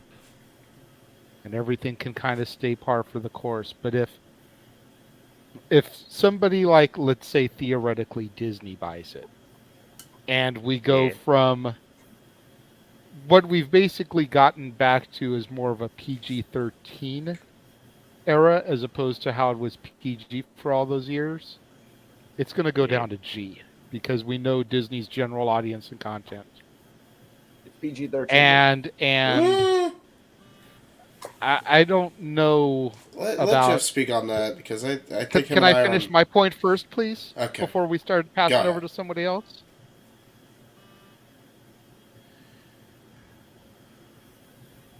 Lost my train of thought now. Go ahead, Jeff. James, you gotta let JJ produce, dude. I'm sorry. Sorry, that was my fault. That was my fault. What I was gonna say was, as far as Disney, having a G product, there's also Touchstone Pictures that we do. Yeah. It's not G, there is that. So yeah, that's all I was gonna say for real. So, JJ, you were talking about they're bringing it down to a G rating because of Disney, and then you were going off on the tangent about the sale further. I don't remember where my train of thought was. Just moving on. Okay. Do we have anything else? We did have one more topic to go over because I expected the Vince McMahon thing to get way more tumultuous than it actually ended getting up. But today was the 10th anniversary of Bayley in the WWE. Oh, good for her. Good for her. She's made such a change. Yes. Very happy for Bayley. I got to see Bayley a lot in Championship Wrestling from Hollywood. She was Davina Rose coming down from NorCal, where she's from, and wrestling here locally. So good on her. And she's been the one horsewoman that really didn't get a whole lot of press until she finally did that big heel turn. She had the Cena syndrome, I think, a lot because it's like she's talented. She's got a good handle on her skills, but she didn't really wasn't allowed to really pull that trigger until she flipped that switch. So congrats to Bayley. 10 years. 10 years a long. You figure that's 2012 that she started in NXT. So good on her, man. She's been going too, man. Yep, absolutely. Scarlett, huh? Well, said 9 years for Charlotte, right? Yeah, I think 2014. Yeah. Well, she became NXT champion in 2014. I think she actually debuted on television in 2013 when she had that god awful basic look, and then Flair introduced her and the whole thing. I think that was 2013. Right. All right. Either way, 2013. Either way, that's still a long for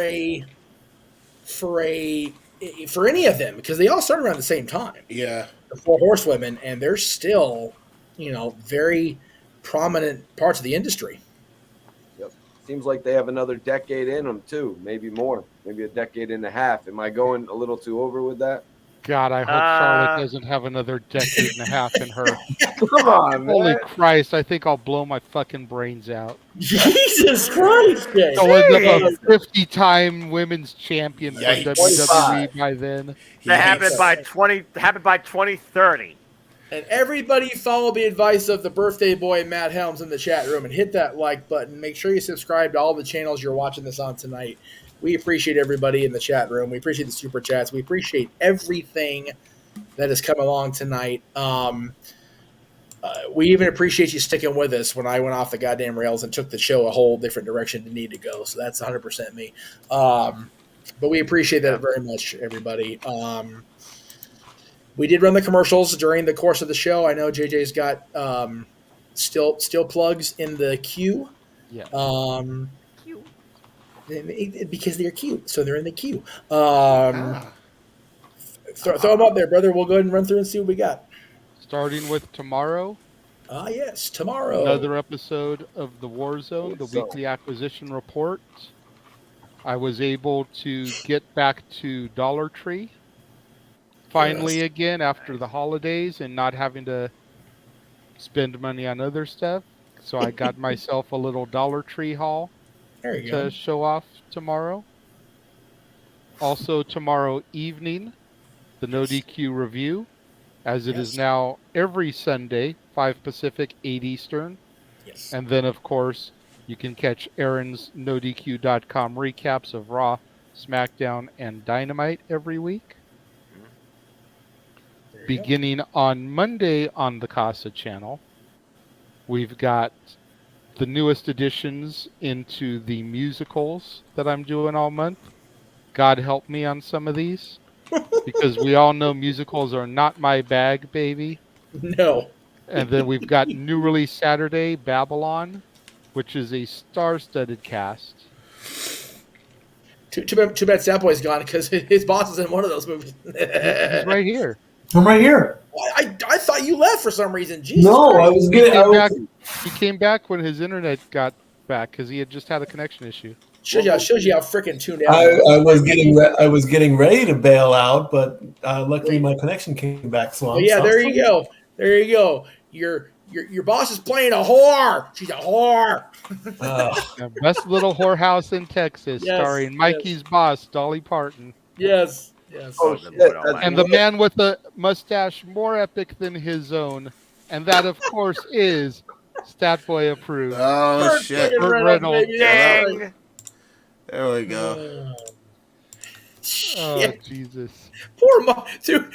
The only person I feel more bad for than Mikey Statboy is Mikey T for the way I went off on his ass. Golly. Woo! All right, Jeff. You were just Also, point. Tomorrow, the first Dads Not Always on Wrestling of 2023. Oh, this is interesting. The top 10 voice actors of all time. Yes. We just canned that earlier today. Yes. I have it edited already. It's been saving as we've been live, so all I got to do is upload it overnight, and then we can make sure to have it scheduled on both of our channels. Which is why JJ is doing the editing, because Uncle Jeff has to go to work tomorrow, and traveling to Disney and back is a muckerfeather. Uncle Jeff couldn't even give me a 30-second to a minute trailer for his own damn channel before we went on the air tonight, let alone air a 2-hour freaking episode of Dad's Not Always on Wrestling. Yes, and the reason for the lack of trailer is over here to my right, because there was laundry to be had, because I got to go to work and look professional. Professional.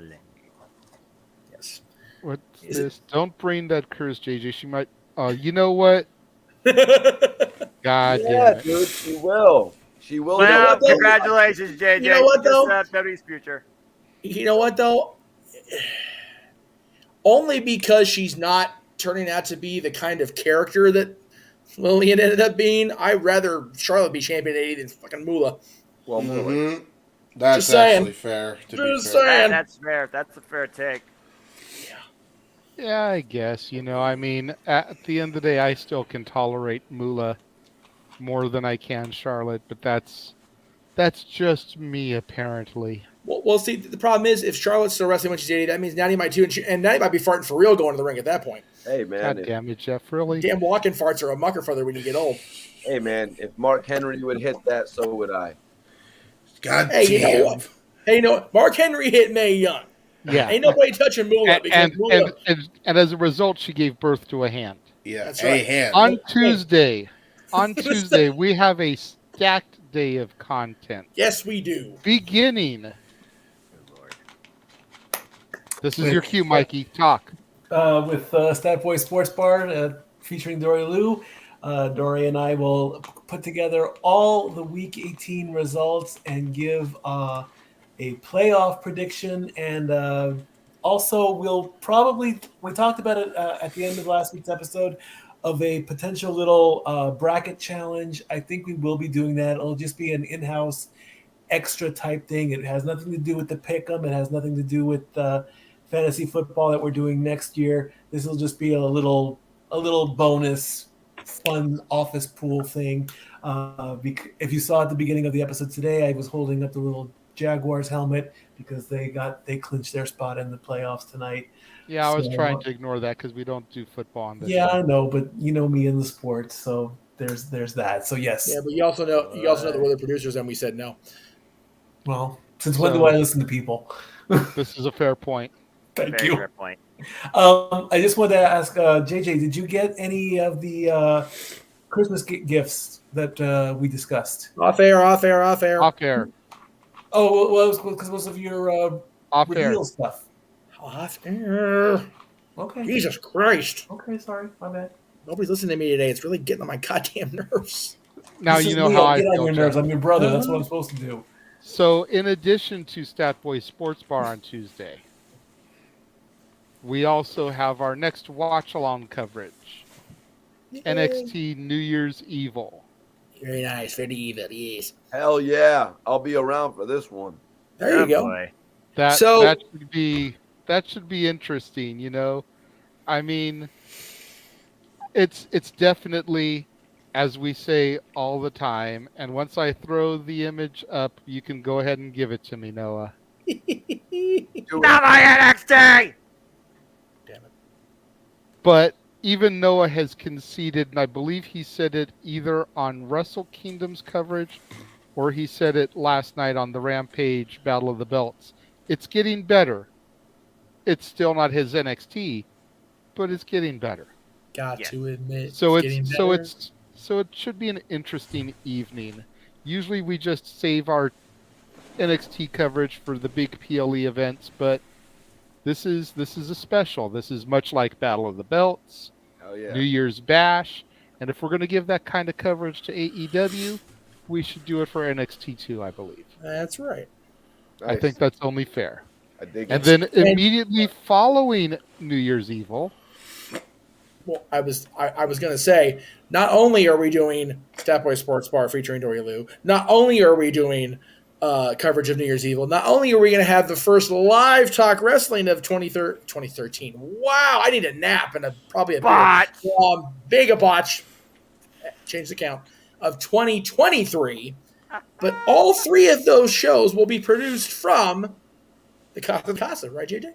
Yes, I was going to get to that once we got to your plug here, but you know, since you couldn't just let me produce like you tell everybody else. This is my plug. I'm doing my plug right now.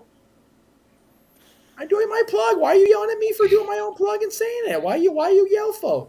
I got no botches. Nice. Yeah, no, you got one. I have 0.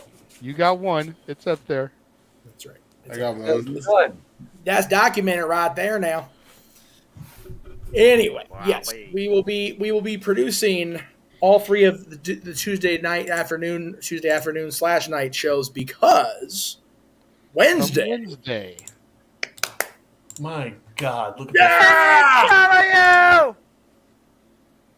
Tickets have been purchased. Yes. Oh, yeah, that's right. Jeff Meacham and I will be at the Fabulous Forum. Fuck the Kia Forum, even though I drive a Kia. That's right. Oh, y'all both going? Damn it. And not only will we see all of that. Oh, yeah. Nay. But when we go to the other custom graphic that Jeff made, we've got the Rampage stuff in there too. That's right. Damn it, you two are lucky. You know what, Noah? And it's all because of you. I told Jeff when we filmed the Dad's show today, the match that I am most looking forward to is Danielson versus Takeshita. Yep. And it's all because of you exposing me to Takeshita. That's a good card. That's a good card. What was that match that was up on the top right? Oh, the ladder. Death Triangle versus Elite. That's the an main amazing event card. for Wednesday. You know, the match where I'll probably be popping into the show because fuck the Elite. You get a good time to go grab something during that match. It's one of those things, and again, you know, it is what it is. You know, we're not all that, you know, proud of the fact that the Elite, you know, have a lot of roots and origins in LA, but it is what it is. Why you yell for? That's right. That's a t-shirt. Poor entire production team today. Fucking hell. But yes, 2013 WWE television. Again, I literally got into a damn fist fight with Greg Cherry's wife over the damn Rock's return. So let's not even start that shit for real. My God damn, like for real. Punishment, Jeff. In her house, no. I was in her house and we almost threw down. So yeah, no, definitely not 2013 television. So that is what is coming Wednesday. Of course, that'll be live watch-along coverage with Noah and James calling the action of Dynamite while me and Jeff are actually on site. We're both going to try to pop in randomly here and there and sprinkle our 2 cents in to the broadcast live. If I'm not dead from cough by then, fucking hell. Right? Yeah. And then not only do we have a watch-along on Tuesday, not only do we have a watch-along on Wednesday, but we have a double feature watch-along on Friday. Oh, Impact God. Wrestling's hard to kill pay-per-view. Yeah, it's hard to kill this damn brand. Friday the 13th. Give it, Mikey T. They're around to stay. That's right. Friday the 13th. We've got all of that coming on Hard to Kill. And more. Presented by Impact Wrestling. And then, immediately following Hard to Kill, we are going to go to our DVRs, press play, and do commentary for Rampage, which will be airing while Hard to Kill is on the air. So, once again, and you'll hear me and Jeff say this on Dad's, and we're probably going to try to sprinkle this in throughout the entire week. We ask all of our fans, please, anybody that joins us for Hard to Kill coverage, do not post Rampage spoilers as the show is airing. Or SmackDown. Jeff and I already will have been there. We will already know what happened. But we want Noah and James to have legitimate reactions as the stuff is airing. Right. So please, we ask the multiverse of media fans, no spoilers for Rampage while we're on the air with Hard to Kill. I will even go as far, JJ, as to say we will give the same verbal warning out during Hard to Kill. Mm-hmm. Then you will get timed out. Then you will get banned. Yes. Yeah, just Period, don't ruin point the shit. Yeah, seriously. Don't pull the freaking Josh and ruin the shit during the shit. For real. For real. Josh is the man. But love that's you, Josh, the though. only We love reason I'm going to remember Charlotte's 14th title run now. Love you long time, Josh, but goddamn it, stop spoiling And shit. then, following all of that, all day. I'm sorry. and then following all of that, come next Monday. So, for those of you that are familiar with my bringing Adam Contras into the Jeff Meacham studios, if you will, over the course of the last couple of years, he has been on what he calls the official journey because he is the Guinness Book of World Record first ever documented video blogger. Ever. That is in the Guinness. It's an official thing. He was the first ever video blogger in the history of the world. Adam Pearce made it official? What's that? I said Adam Pearce made it official? I will have Adam Pearce make it official the next time everybody's in LA at the same time. That will be a thing. Arlene, thank you for being a first timer. It's always good to. Hey, you know what? If Jesse can pop her pussy in the opening video, you can pop your cherry and be a first time viewers. There you go. We appreciate you being here. Oh my god. Jeff got the humor back. Jeff just said that Arlene lost her open mic night virginity on the first broadcast of the new year. Nice. Oh my God in heaven. Right. It's a new year. Yes, it is. Noah, you helped take someone's virginity. Oh my God, that's fucked up, Jay. Jesus Christ. Christ. Noah. God damn. He's leaving. He's fucking leaving. There he goes. There he goes. Here he goes. Oh my Lord! I love when he does that. Noah. Oh shoot! No. I love when he does that shit. Where's he going? Oh my God! It's all going on. Oh, he turns the Glasses off, lights off, room X, and Mikey's doing the gratuitous dad's walk off, even though he's not a father. Fucking hell. Okay. Oh my God! Everybody's gone. Everybody's going. What the hell? Everybody's leaving. Everybody's bailing off the Titanic. We're sinking, brothers.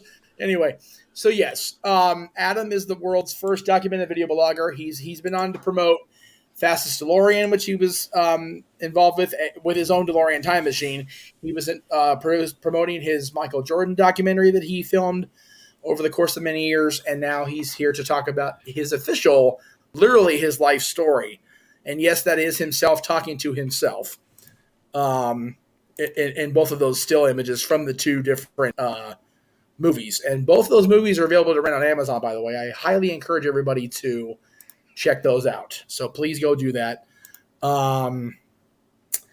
Anyway, so that is coming up. It's going to be recorded sometime Friday, hopefully, with any luck, if we can pull it off. Oh, we lost. Oh, there we go. Roll credits. Roll credits. That's it. Show's over. Show's over, man. Anyway, that is next Monday, the 16th. The following Monday. Yes. We are back with the dads and the top 10 biggest Royal Rumble surprises. There you go. That should be a fun one to do. Rumble is my show every year. I love the Royal Rumble.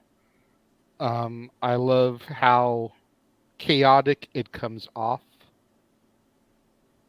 You know, I always wanted to believe that it was the least scripted match in the company, when come to find out it's one of the most scripted. Kind of was like telling me that, you know, the Easter Bunny isn't real and the Tooth Fairy isn't real. It's my parents leaving money under my pillow, Facts. you know. Facts.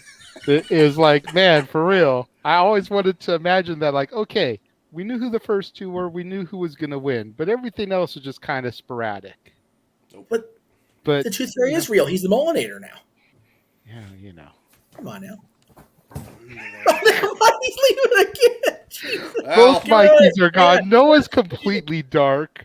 I don't know if we're going to get Noah back before we go off here. He's in the House of Black. We need to. I understood that reference. We need to definitely balance out the. I was gonna put Mikey's screen in the bottom right, so we had a balanced screen. But he says it's okay. Oh my God! Leave if you want me to go. No, I don't want you to leave. Damn it all, Jesus. Well, we've already got two that have left.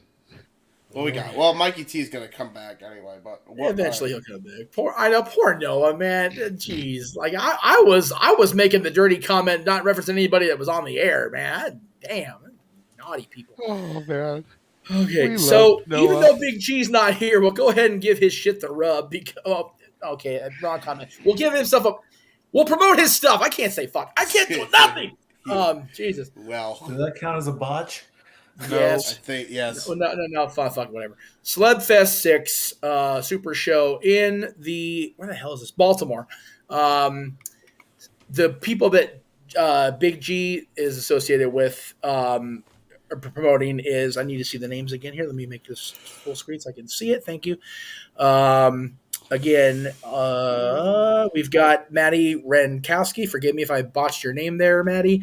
Adina Steele, the Ring of Honor 6-man tag team champions, the Embassy, Nikita Koloff, and recent AEW standout Ashley D'Amboise, I believe is how you say her last name. Forgive me if I botched that, Ashley. I actually met Ashley and her sister Sarah both on the Jericho Cruise, so it was cool to see Ashley get her time on AEW after seeing her first wrestling on the cruise itself. A lot of cool talent. Also at that same Celeb Fest, not being promoted by Big G, but the headline people that the Celeb Fest itself is promoting are Ric Flair and Pete Rose. So that'll be a cool thing if you're in the Baltimore area and you're a fan of people who can't seem to stay out of the limelight well past their damn prime, or have legal troubles they need to fix with money. Pete Rose and Ric Flair are your folks. Tell you what, for real though. But yeah, go check it out. Support Big G and his friends, and please tell everybody that knows Jeff Meacham that Jeff said hello, because he did that with Sean Waltman, and I got a hello back from Sean. I love Sean Waltman. That looks like some good shit, Big G. Anything else on here that we need to? Oh yeah. Where the hell did freaking Josh? Oh yeah, we already plugged Josh's social, so he can just.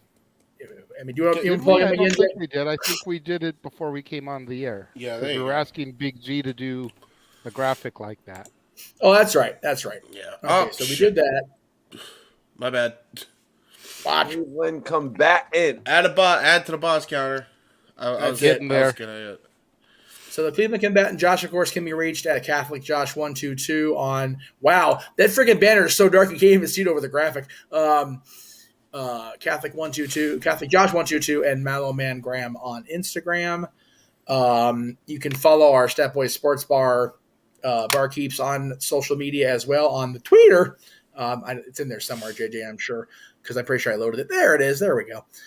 Hathaway Lou for Dory, LB Stack 1987 for Stat Boy. There was one more graphic I put in there, but we'll do that toward the end when we're all giving our final goodbyes and all that shizit. There you go. Noah's still not back. Noah's still not back. I feel bad. Noah, where'd you go? We need to get one of these made for us, Jeff. Dude, I'm telling you, like I want to get them made. Like, it won't be ready by Wednesday, obviously, because it's too soon. I know we say it's never too soon with us, but this time it is too soon. Because I want to get actual posters and have like AEW people sign it just for the hell of it. But we'll do it next time. Because it's like they're not going to come back to LA because the Bucks and freaking Kenny love it here. So as we wait for Noah to hopefully come back, James, are these current plugs you share? Yeah, yes, I am. I'll just shit. There we go. The problem is I need the I think I'm still somehow, and I don't know why it took me like I knew I was doing the Stat Boy thing, but then it just occurred to me, oh wait, I'm still on JJ's account. So there you go. But anyway, it's all good. Don't log out because we're going to need you to be in here still come Wednesday. Yeah, probably. Yeah, fair enough. And Tuesday. Yeah, right. And probably Tuesday, but we'll talk about that afterwards.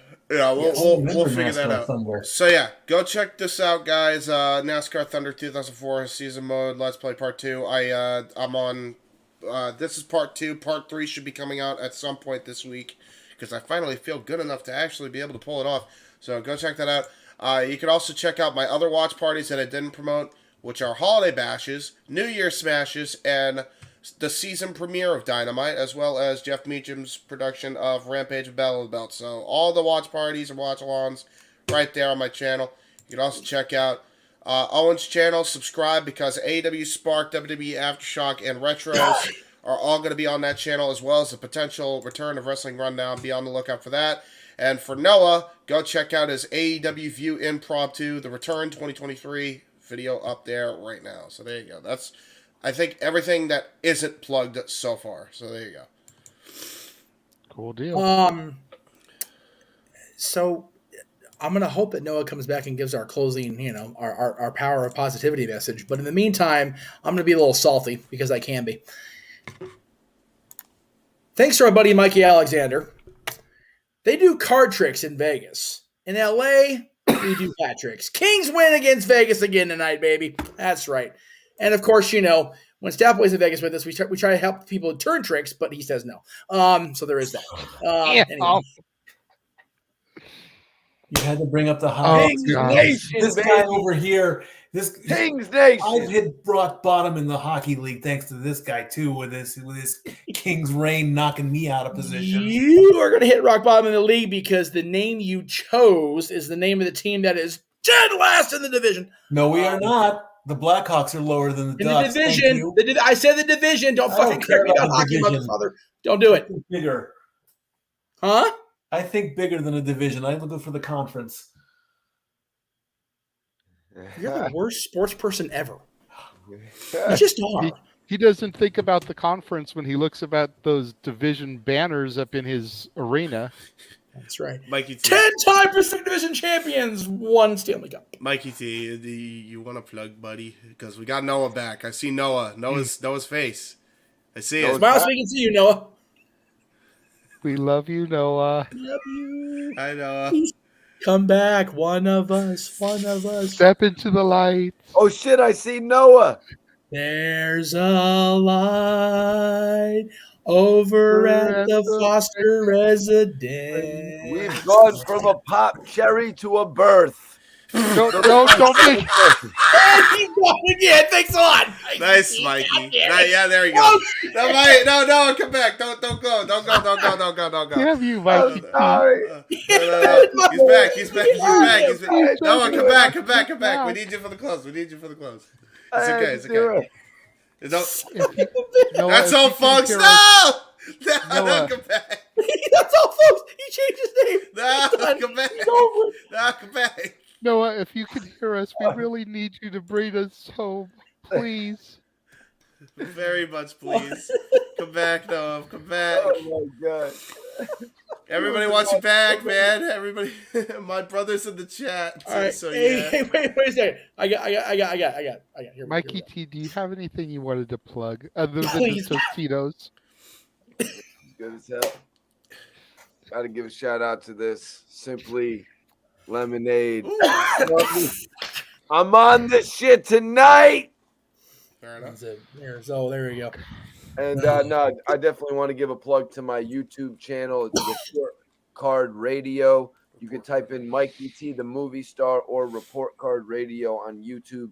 It'll bring you to my channel if you're interested in hearing me do crazy ass rants about hip hop artists. Sometimes I go in talking about albums or just talking about artist news in general, but I do appreciate the opportunity to be here. And I'm sorry, Noah, I just had to get that one in. It just seemed like the perfect time. But also, Big G, Stat Boy, if I, you know what I mean, took up any of you guys' time and when I was doing a crazy rant, because I know y'all wanted to talk about Vince tonight and shit. That's my bad, bro. You know what I mean? I know it's open mic night for y'all just as much as it is for me. But I appreciate the opportunity to be here with y'all guys because I've been watching y'all for a long time too. And we appreciate you being here, Mikey. I mean, change. things got a little heated earlier, but we do love having you as a part of the team. Yeah. Noah, if you can hear me, there is a $5 super chat from Emmanuel just to get you to come back on screen, bro. Come on in, man. Come on. Come back. Come back. People are paying for the simple man. You're paying for the simple man. Where have you gone? Oh, man. Yeah, hold on. We'll make room on the raft for you like that bitch, Rose. We'll make room. Hold on. Was it really my comment? Was it really my comment? It did help. I think it was the 1-2 punch of what I said, and then he finally came back, and then you said something too. That's it. Of course, the other option of bribery is just taking a stance. You know what? What was the time limit we hit when we got cut off on YouTube? Was it 11 hours and 55 minutes? Oh God, we're gonna wait that long? Okay. I will sit here for 8 hours. God damn it! No, I gotta get up in the morning. We're staging the sit. I gotta go to work in the morning too, but I'll stay on the broadcast until we see you come back. Please come back, Noah. I gotta sleep before Anthony, I go. we already addressed your comment when we did the Vince topic, bro. Yeah, we did. Yeah, we covered it, man, a little bit earlier. We did start and we covered it. We have 2 start comments. Do we want to get to those? I think we did. Oh no, we didn't actually. Arlene says she thinks $20 might be it to get Noah back. I don't think it's about money at this point because he really like he was on. He said he was good, and then we threw out another freaking sexual joke at it. It was like, oh no. So he hates them things, man. Well, our buddy Zach disagreed when I was mentioning about Orton being the guy to take Flair's reign. He was saying that Cena deserves the record, especially when you figure the out-of-ring work he does, the community, The take I didn't agree with is he's the brand. No superstar has ever been bigger. I think Hulk Hogan would argue you on that. Could I also say to Mr. Zach from DJ Bayside High, let me just say this to you, Zach, and I appreciate you for tapping in on open mic night. Zach, John Cena deserved to be a more multi-time world champion than Ric Flair, about as much as AC Slater deserved to get Kelly Kapowski. So take that opinion and stick it where the sun don't shine, because Randy Orton would definitely be a better candidate than Rick. But then again, Jay, Zach Morris is trash, so there is that. There you go. There is that. We're not going to get Noah back. I think he's gone. We're not going to Noah back. It's fine. So here's the thing with we're gonna try to stretch a little bit. With John, the claim about him being a bigger star, you have to remember something, guys. Hogan was a big star because he was the guy that Vince McMahon handpicked to literally help him take over the freaking world. Yeah. And Hogan was the most successful WWF champion in the early years of Vince McMahon running the company over the last 40 years. And then he tried to make movies. And then he tried to make television shows. And it never panned out. And he always came back to the business. And if you read Eric Bischoff's current book, his newest book, Grateful, Bischoff and Terry became so close that there's a lot of insight that a lot of people don't know about Terry Bollea that I can't. And again, Jeff is sucking Bischoff. You know what? Maybe I am, but I can't encourage people enough to read Eric's book and follow Eric on Twitter, because he's got more insight to Hogan than people even realize. What did you say, Jeff? John Cena, by comparison, was the top guy in WWE. I'll give it a solid decade, 10 years, 2002, 2004 when he became U.S. champion to 2014 when Brock murdered him in front of me and everybody else in the Staples Center. I was there. It was still, I watched this match back once. Can't do it again. But while he was a 10-year leader of the pack, if you will, he was also making movies. Did he do as well as WWE thought he would? No. Did he do better than Hogan? Fuck yeah, he did.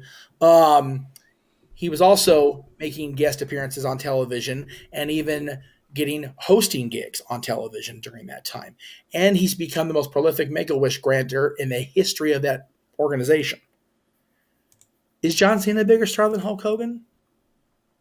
I would say he is. And this is Hulkamaniac number 1 saying it. Now, the word deserve in wrestling fandom is what it is. You deserve it. Stop that fucking chant. You deserve it. Stop that fucking chant. Yeah. People perceive, perception's reality. I said it earlier. People perceive that people deserve it because that's the way they're booked. There are people in the Hall of Fame that, don't deserve it from my fandom perspective. Coco beware. But you know what? Coco's a good-hearted soul. So why not? But also, he's one of the most recognizable people when it comes to the WWF from back in the day. A lot of people just remember him, Exactly. I think that's why I kind of got it. The presentation of Coco Beware was everything. It's just one of those things, when you heard that jazzy beat and he came out there with the big macaw, the big macaw on his shoulder doing the Birdman flat, that was a cool gimmick. Jake the Snake Roberts, very the same thing. Jake Roberts will tell you prior to Diamond Dallas Page saving his life, Jake the Snake Roberts was not a good man. Which is why Jake the Snake Roberts wasn't in the Hall of Fame until after he got his shit together. Scott Hall, to his dying day, didn't think he was a good person because the thing had happened early in his life where he got in a fight and blew that guy's head off. And I will tell you from firsthand experience and from acquainted with other people, Scott Hall was a good, just a genuine, good-hearted soul, and didn't know his own self-worth, even to his dying day. Mm-hmm. So, deserving is a very, what do we say on dads, Jay? Subjective description of people. There you go. So, does John deserve to be the man that breaks Ric Flair's record in wrestling? Is Flair a good person at this point? We've watched how many documentaries and how many matches over the years? Is Richard Flair a good person? Is Ric Flair a good person? No. Subjective. Podcast is something else. His grandkids love him. His kids have come to terms and love him. Wendy sure as fuck loves him. Stands by your damn man. Holy moly. But does Flair deserve to be in that greatest of all time as a person? Probably not, to a lot of people's opinion. So, again, deserving is a very subjective description. John Cena's profile as a WWE sports entertainer, he's one of the best ever. They call him the GOAT on television now. So, but also, don't you remember what they said about him? Like when Nikki Bella and Brie and Daniel Bryan were like living in his house, they were kind of saying his rules were kind of like ridiculous. The way he lives. Like, you know what I mean? Mikey, I know we've been getting on you for cutting people off. I'm going to cut you off at the knees right now. That is soft scripted televised bullshit, flat out. Soft script television. I know you don't know that, and that's fine. So you think John is more lighthearted than that? I know he's more lighthearted than that. He seems kind of like a drill sergeant from the way they play him off on TV. The way they play him off on TV. Yes. Yeah. There you go. That's truth. Hogan knows best. Soft scripted. Bullshit. Hogan seemed like a cool guy. Sometimes, and he'd be like, "What are you talking to my daughter for? You better get out of here." And again, she was like, and again, take your shoes off. The majority of the reality shows in the era after MTV made reality shows a prolific business, the Osbournes, the Hogan Show, Scott Baio's show, things like that. Rock of Love. Yeah, there's a term in reality television called soft scripted, where the Hogans aren't going to fucking go to amusement park on their day off. They don't give a shit. But put them in prosthetics, put them in makeup so they can have a normal day. That's good. That's goddamn. That's good television, brother. No, it's not. It's fucking hokey shit, Terry. But we'll watch it for an hour and whatever. It's better television than Thunder in Paradise.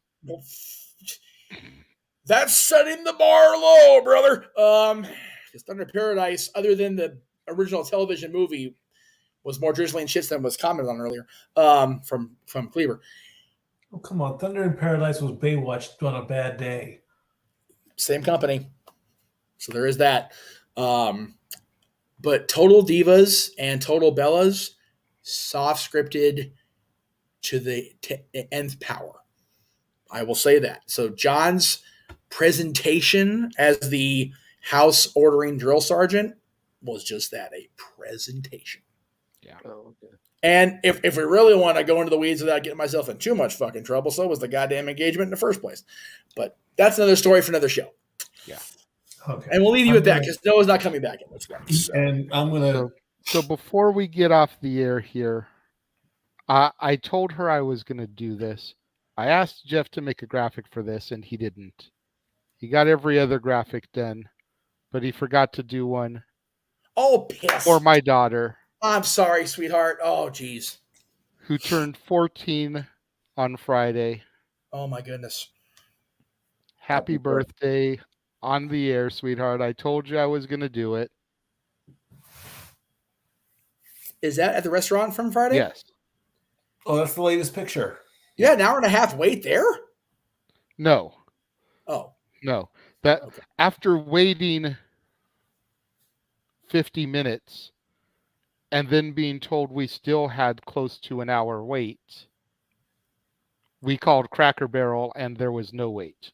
I was like, what the hell?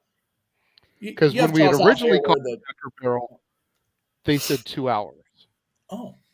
Everything over there was an hour and a half to 2 hours. Oh, I know. So what we you're were talking like, about, oh, just ride it out. Friday night, baby. That's it. But after some time had passed, we tried again, and they were like, no, wait. So power walked over there to try to get a table. Right. While everybody else kind of rolled and gimped and toddlered their way over there. So the mental image will be in my head as I go to sleep. That's tremendous. Thank you for that. I appreciate you, brother. What was the original you, restaurant, JJ? The original restaurant was going to be BJ's. Oh, yeah. We got one of those over here, too, yeah. We don't got no Cracker Barrel, but we got BJ's over here. BJ's was a original Team No DQ XMV hotspot back in the day.